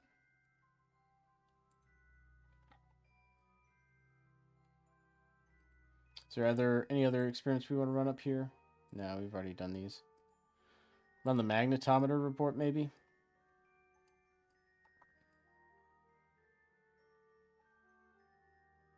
No, we've already done that too. What's the antimatter flux out here is basically 0. That doesn't surprise me.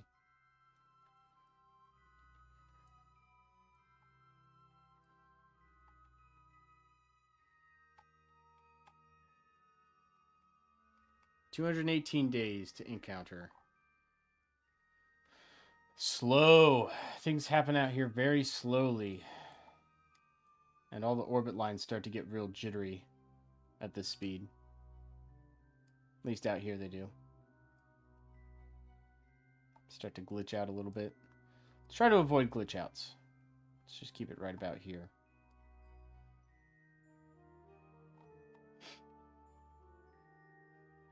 Elu's also not too far off.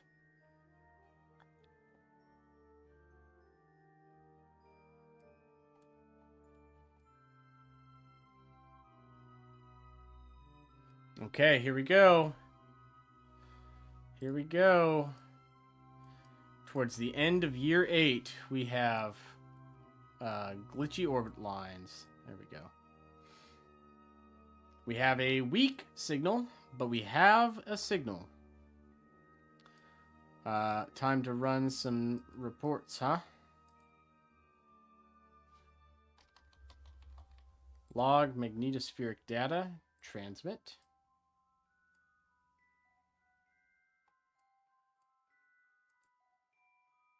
Run magnetometer report. Reset that. Transmit that. Log gravity data. Transmit that. Where's our temperature barometer? There she is. transmit that. And transmit that.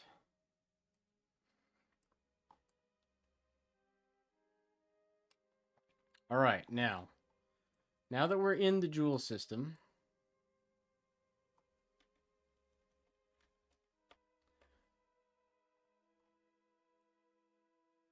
so our orbit here is not really giving us any gravity assist, but what if we make a maneuver in 10 days? Sure. Let's see what we can pull off in 10 days to get us to... I want to slingshot us into a tighter orbit.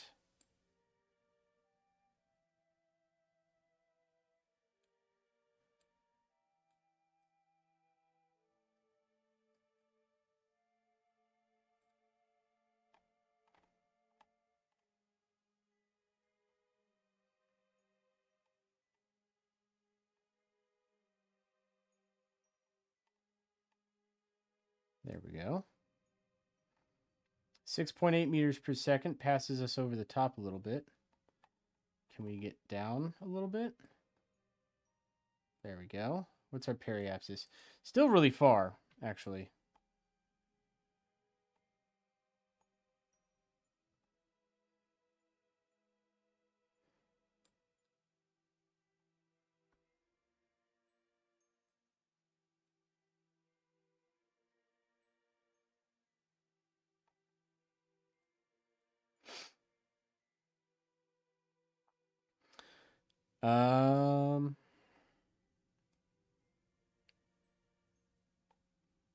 Here we go. We'd be in eclipse, but we'd go around the back of Joule. I don't know if that's actually what we want, though. Let's try staying out here, because we got Lathe we could try to hit as well. But I would like that near Tylo orbit, you know?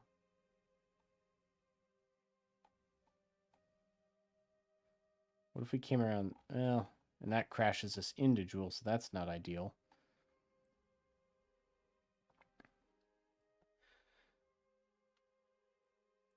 I mean, that keeps us safely out of Joule's atmosphere. I guess the other option is we swing around, like, the top. But I'd rather stay in the plane.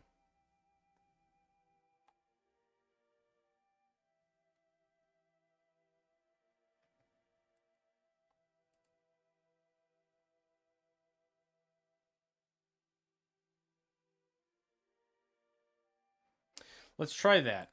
Let's try that maneuver. We're splitting hairs a little bit here, but I'm trying to get an absolutely the most efficient burn out of this I can. This does get us captured in the Joule system, so that's a plus. We are going to put a thrust limiter on this bad boy.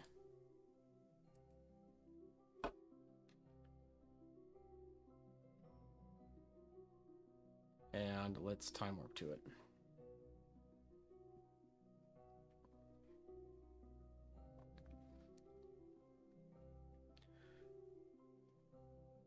All right, 5, 4, 3, 2,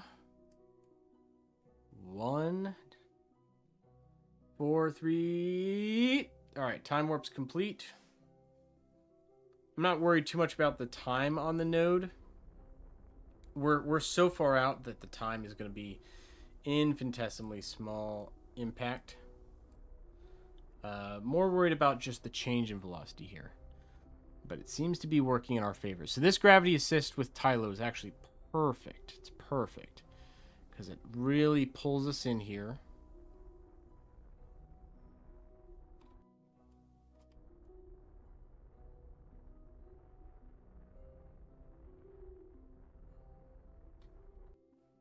And that is nearly a perfect burn. Keeps us 550 kilometers away from Joule. I think that's enough. Hold on. Joule atmosphere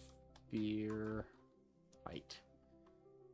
200,000 meters. Okay, good. Yeah, so it keeps us out of Joule's atmosphere. Hey, kitty. Kitty's back. All right, let's Warp here.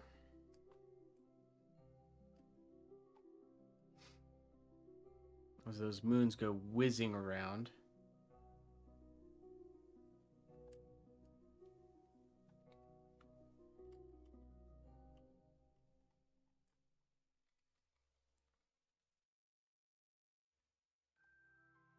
Okay, we are in high Tylo orbit. So we're going to rinse and repeat all the experiments once more. Log pressure data, transmit. We're going to save the mystery goo. Run magnetometer report. Log gravity data, transmit. Transmit. Pretty strong antimatter flux here. Joule has a huge magnetosphere. So actually, as far as like looking for antimatter goes, sending a mission out to Joule is the way to go. Or you just send your ship to Joule to collect antimatter. And when we get to that point in the series, I'm going to have to do some real thinking. But there's Tylo right there. And we're going to do our pass. I hope this is close enough.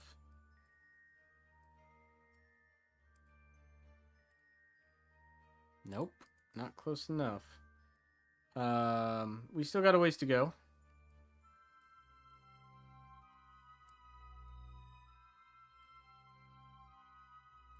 And luckily, we'll be at periapsis before our blackout. Here we go. Yeah. Just above Tylo's Highlands. Log pressure data. Send that. Log temperature data. Send that. Log magnetospheric data. Send that. Here we go. Run magnetometer report. Send that. And we'll run a goo. We'll observe a goo as well.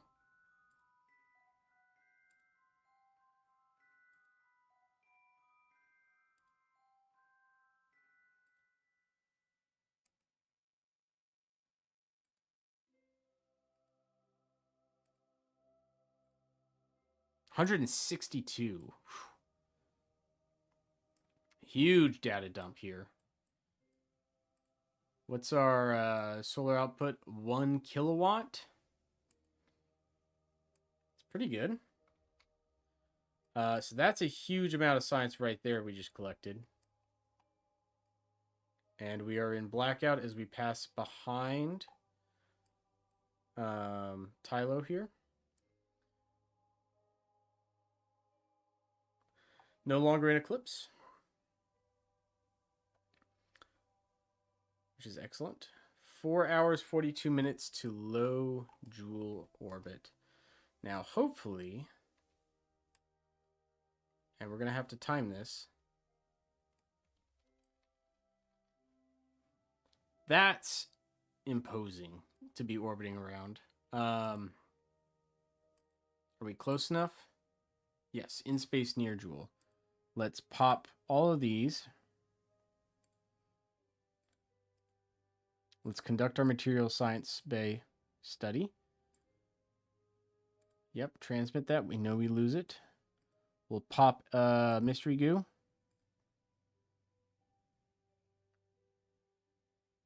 That's not worth it. We'll keep it. Log temperature. Transmit that. Huge antimatter flux. We're in an incredibly strong magnetic field.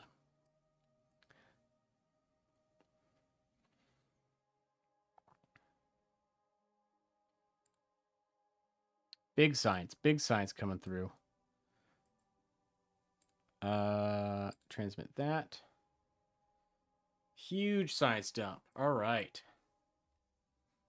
Now, once we're back here, we need to do a burn on the far side of Joule.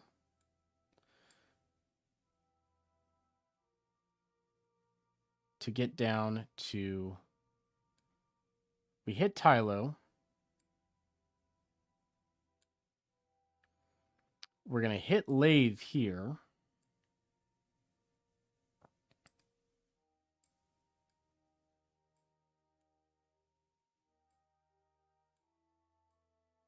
How close can we get to lathe?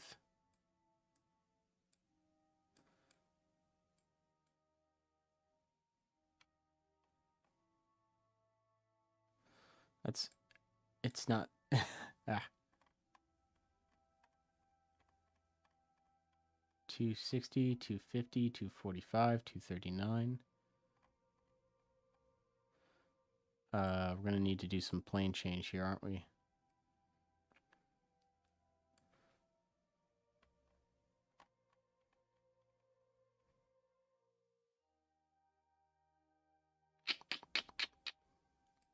$239 is not bad. Let's start there. Let's get the craft pointed in the right direction. Now, if I remember correctly, I can at least fire the engine. I can't throttle the engine, but I should be able to fire the engine. And I won't be able to point the craft in a specific direction.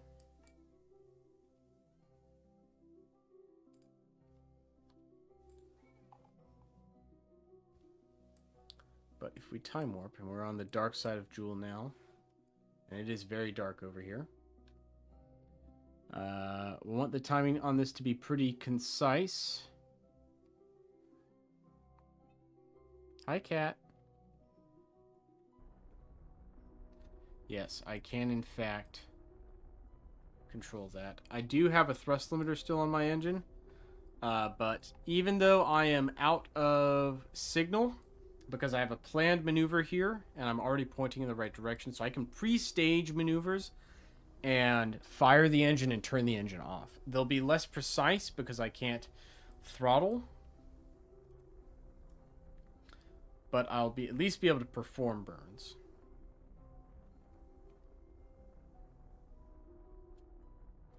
Three, two, 1, 0.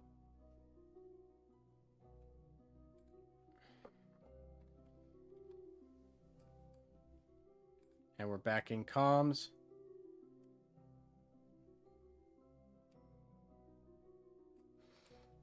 And this will kick us out.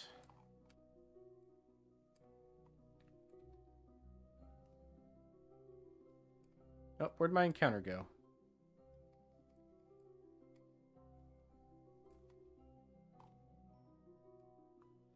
Hold on. Where did my encounter go? Game just glitch or something?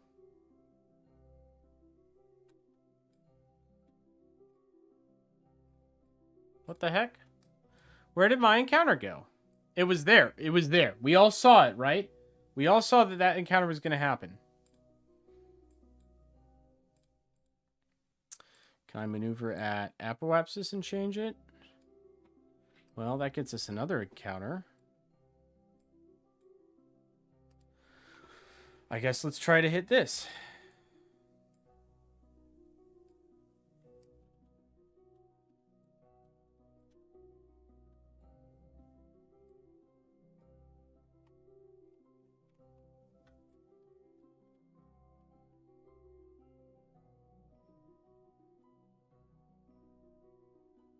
Let's try for that. 133 meters per second.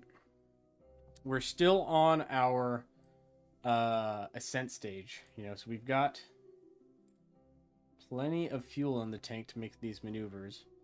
I do want to try and get all the planets while we're here. So we've hit Tylo. We'll hit Lathe. This one kicks us out of the solar system, but we can, while we are near Lathe, we can adjust. Let's also take the thrust limiter off.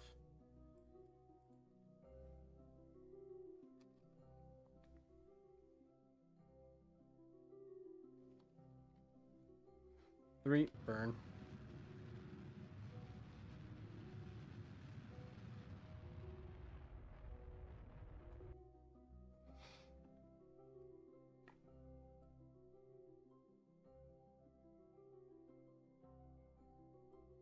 Okay, let's go retrograde for a second.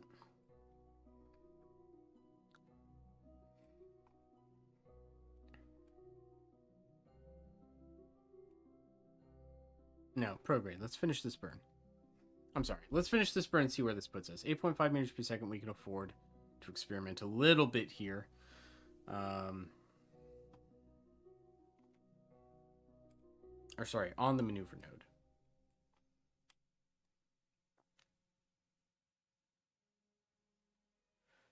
And let's throw a thrust limiter back on this.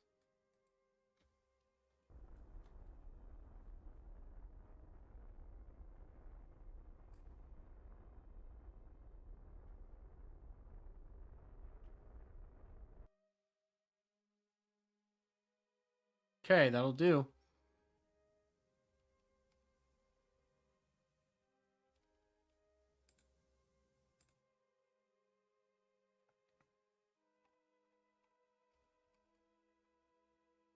Here we come. Here we come, lathe. We are passing on the dark side of lathe, unfortunately. But we'll still run all of our experiments. Transmit that. Transmit that.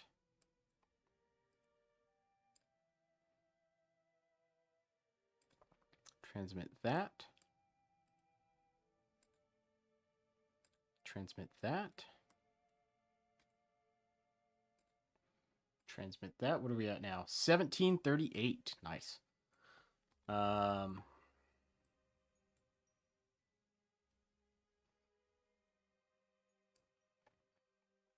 So we're going to have to do a burn by lathe.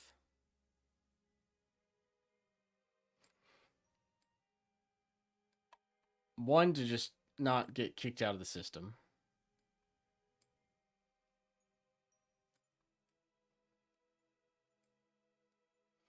Oh, but that's an expensive burn. Oh, we're fighting. We're fighting lathe. What if we burn out here and get away from it?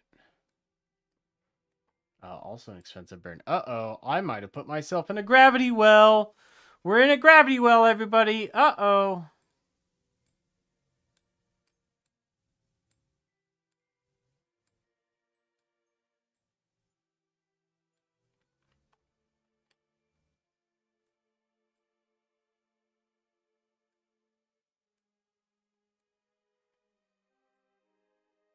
Yep, that still ejects us. Okay. So all those options eject us. What if just straight? Nope. Okay, so I think our best bet is to just not get as close to the gravity well. And that still ejects us out quite a ways.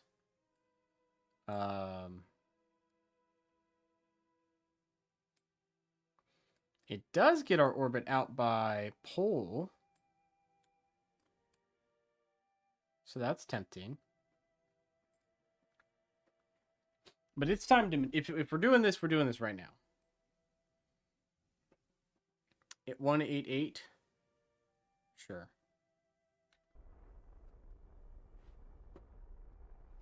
Thrust limiter needs to come off. There we go. That's the upper stage spent. Cheetah time.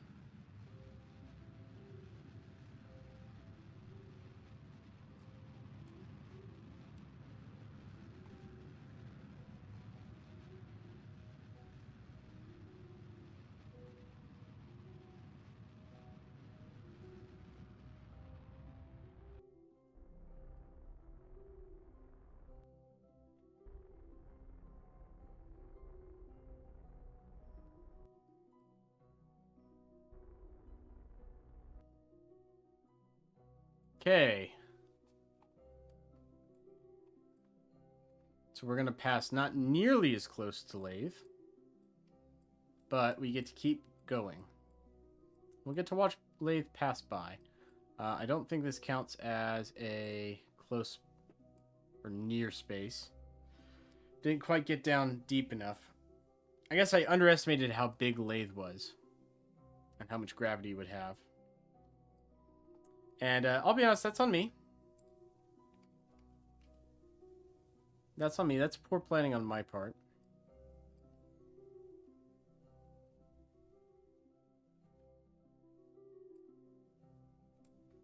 What's it going to cost to burn anti-normal here and get onto Pole's orbit?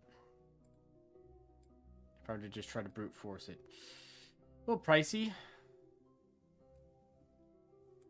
It's a little pricey.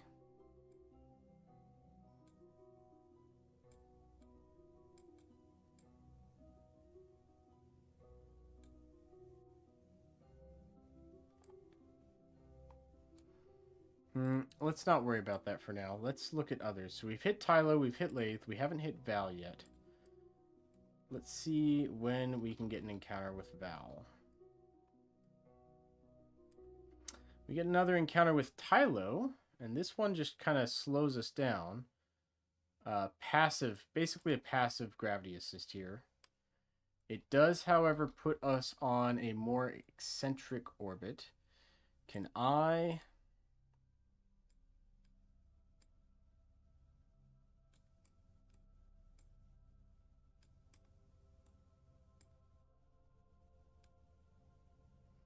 I can, but it's going to cost me. Damn. There's a lot of moving bodies of gravity here, man.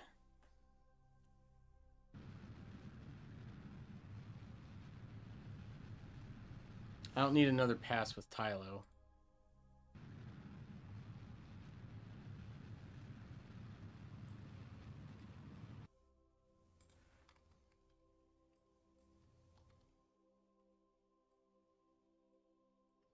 Okay, this gets us on another pass with Tylo. Once again, pushes us farther off the plane. What if we do a retrograde burn here to get us out of Tylo's reach?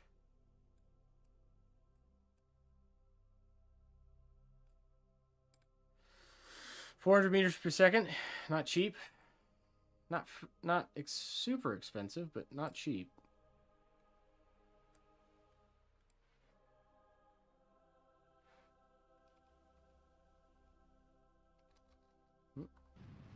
Time to burn.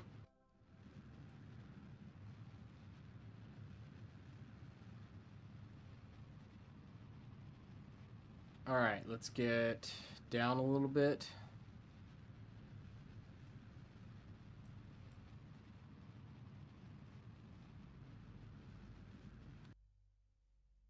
Close enough.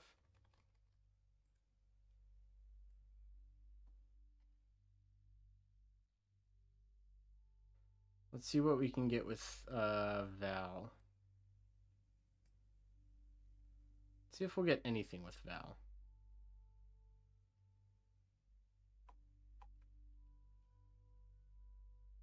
That one was close. I mean, eventually, right? Like, our orbit passes its orbit. Eventually, this will sync up and we'll hit him.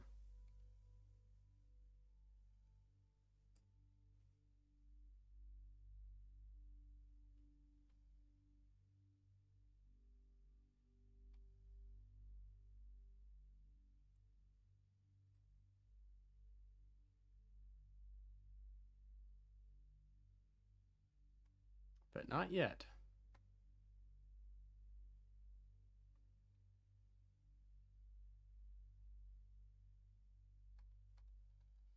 What if we did a maneuver? Right at the descending node.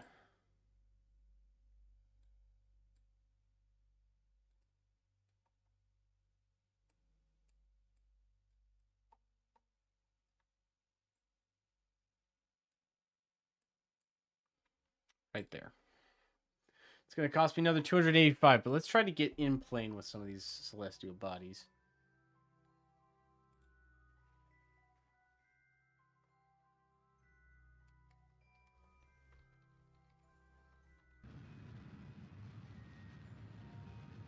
That'll increase our odds.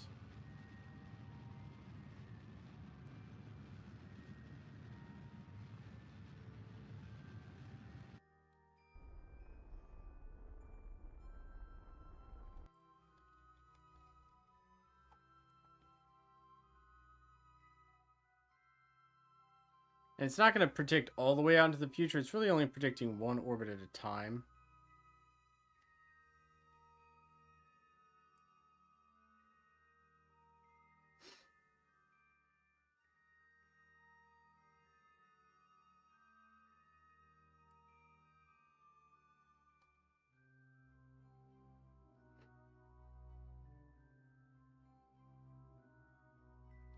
There it is. Told you it'd happen. Okay, so what does this give us? Periapsis with Val, 741. What if we burn right here? We should have comms here.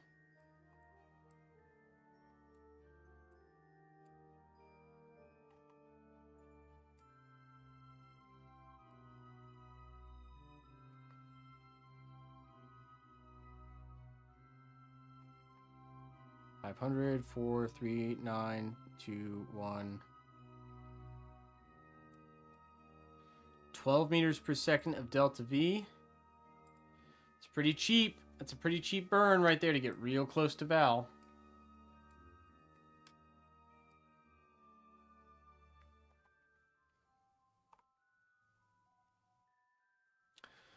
Let's get up on this right here. And we'll be in blackout, but then we won't be in blackout. I can target.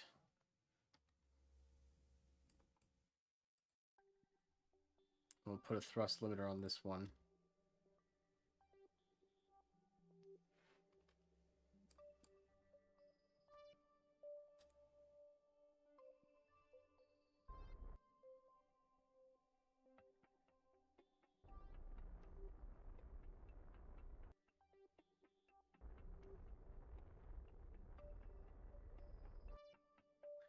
I think that's good.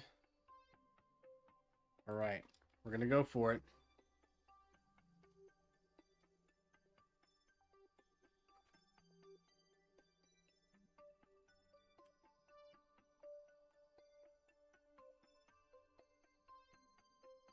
Here comes Val. Now, where does this end our orbit? Okay, kind of a big circular orbit.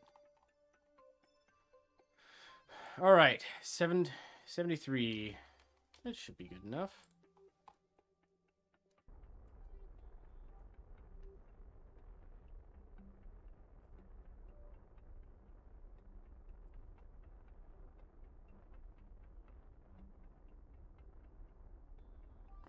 Let's see what I can do here.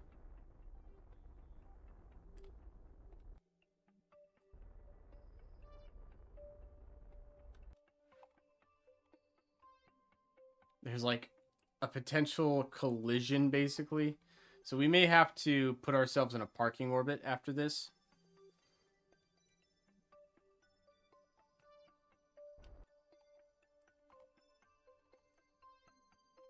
But we'll get nice and close. All right, let's do the science.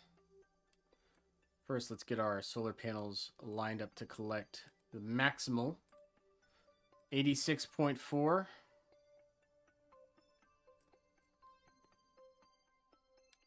Temperature. Measuring the temperature of space appears to be quite impossible. Yep, that's the same kind of stock message. This one will probably just read 0 again. Yep, it reads 0. That's great. Log gravity data. Get a clearer picture of the makeup of Val. Yes, it does. Let's get the magnetometer boom out.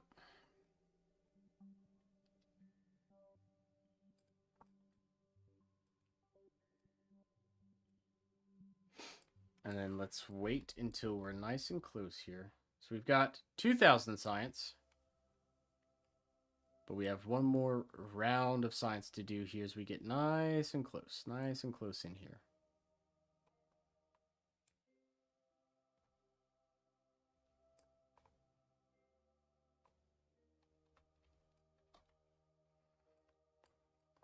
All right, let's try it.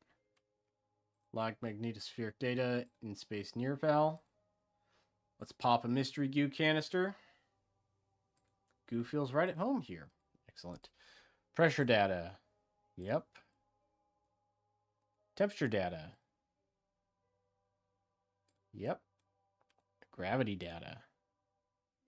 And we can repeat that one because we're over the mountains right now.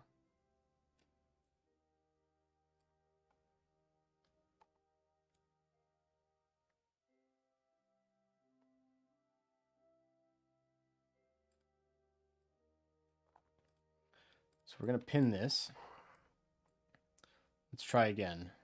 Midlands, transmit. Reset.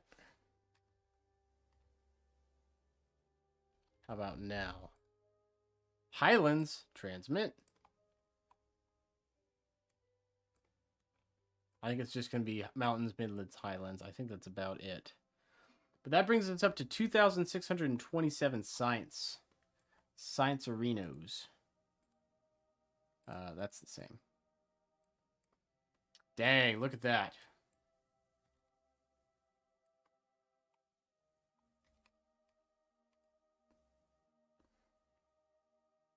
All right, Val escape. Poop, there we go. And it looks like we hit Tylo again. It looks like we hit Val and then we hit Tylo, and then we probably leave the Joule system. So what I'm going to do, I'm going to put myself in a parking orbit here. I'm going to raise my periapsis out and kind of put myself in a place where none of the gravities will bother me. Theoretically, none of the gravity should bother me. I'm going to get way out here. We don't have a ton of fuel left, but that should keep me from encountering anyone anytime soon. Let's go back to the Space Center because we have a wicked amount of science to get through. And then we're going to end the stream.